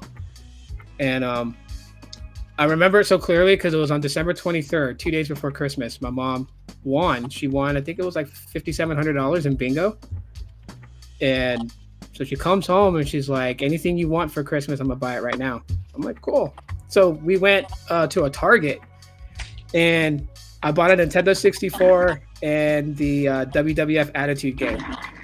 And then I bought one CD to listen to, which was, it was Busy Bones' debut solo album, Heaven's Movie. I bought that album. And the guy was like, he asked my mom, he's all like, this has explicit content. Are you giving permission for your son to buy this album? And my mom's like, she didn't care, So she was just like, he sees worse stuff on TV. We have HBO. So the dude's like, he's like, oh, okay. He's like, well, they rap in gibberish, so you really won't understand what they're saying. And he's freaking scads it. I'm just like, you don't understand it, but after listening to a song maybe like 2 or 3 times from Bone Thugs, I can pick up on like 80% of the words they say. Because they're just so quick with it, man. Like, whew. God, I remember everybody wanted to be like Bone. Shit, I'm guilty of it. 12 years old, I had braids like Busy Bone. Like my hair was long enough, and I had like one of my friends at school braid my hair like that. Oh, okay. I mean, I remember Bone, dude. I'm from Cleveland, so that was the team. Yeah. Bro. That was the squad, bro. Yeah. Bone. They used to do the harmonizing thing and shit. Yeah, I think that's what really gravitated me to their music was just.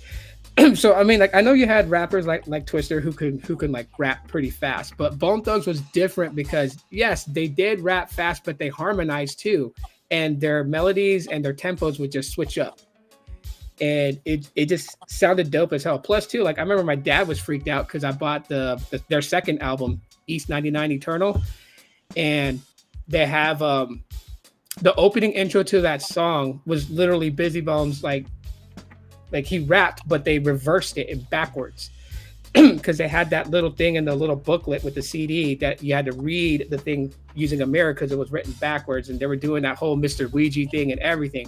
Oh, I remember Mr. Ouija. Are you with me? I remember that. My dad thought that I was joining a cult. Yeah, because they were like chanting in that one. I remember that one. Yeah, they played on that because that was Eazy-E's thing with them, right? Like before Eazy passed away, like he took them on, he signed them to Ruthless, and then he was also pitching ideas, and they took the whole music scene in such a so different way. Like you didn't have a lot of hip hop artists that were deviling too much in that whole creepy shit. You just didn't. So yeah, they were different. They were unique. That is facts. Yeah, and their music is good because even today, like here in Phoenix, the number one song played in someone's car that they're bumping the song all the time in their sound system is there's 2 songs, First of the Month and The Crossroads. What you mean, always bro? Hear that. Play Thuggish Ruggish Bone. Watch what happens, bro. Oh yeah, people here go nuts, dude. Like I know Bone has new albums that have been out in the last maybe I'll call it 15, almost 20 years, but. Here in Phoenix, like the scene, it's the first 2 albums are the most played. And you will always find it in clubs here. You will always find it in someone's car. Like even in like the upscale neighborhoods like Scottsdale and stuff, there's young men out there, young adults, teenagers that's bumping that music. And it's so funny because here I am and I remember what it was like when I first heard them. And I'm like, I wonder if they had the same experience hearing that music for the first time. But yeah, it was great growing up with that music and being a local, man. I enjoyed it. Hey Tito, I gotta bounce, bro. I gotta get back to work here to close things out. But it's been good hanging out with you. The next time you go live, man, if I can make it, shoot me the link, bro. We'll kick it again, bro. Hell yeah, dude. I appreciate you for coming in and giving your insight, dude. Just take it easy. Thank you, man. Yep. Ladies and gentlemen, that was the man himself, Sneed. It was always good hanging out with him. Always good to get his side of things, and I love having him on here. And I hope you guys enjoyed having him here too. Hopefully next time I can get him and Carlos on a live stream. That'd be so cool to have. You know what? I'll be honest with all of you. I think it would be super awesome to get Sneed, Carlos, to get Ricky, Technoid, hell, even Max on here. Get Max on. I've never had him on any of my podcasts. I watch him on Sneed's, but never had him on any of mine. So it would be cool to get all those guys together and do a live stream one day. So if you guys actually want it, smash the like button. Let me know. Hit the like. If I see a huge amount of likes on this, I'll do my damn best to make that happen and get everyone on. Even if it's not on my channel, even if it's like on Sneed's channel, if it's on Carlos's channel or on Max's channel, that'd be so freaking cool. Even on Technoid, like we haven't really all collaborate together in a while. So yeah, here I am going all nostalgic on you guys. But that's when I need some kind of ownership. Cat, I'm sorry I didn't get to you guys' comments. They've been here. But anyways, you know what? I'm gonna let you guys go. I've been on for 2 hours. My voice is kind of going away, as you guys can hear. So I'm gonna go get me some breakfast and chill for the rest of the day. 19 people viewing. I thank you guys so much for being in here. Please hit the like. Please share. That way more people can discover my podcast. And if you guys want to, help out, there's the QR code right there. If you guys want to give, anything helps. 1 cent, 10 cent, 15 cent, don't matter. If you guys want to pitch into the channel, I would deeply appreciate that. But the biggest help in the world is just, giving a thumbs up and sharing. That absolutely helps out. I will see you guys in the next one. Thank you guys for joining in today. If you just joined in a little bit later in the live stream, catch the replay. A lot of good information spoken about with this whole T-Mobile US Cellular thing. And again, big shout out to Sneed Mobile Tech for joining me today. Really, really appreciate it, bro. Thank you so much for joining in. You guys have a good one.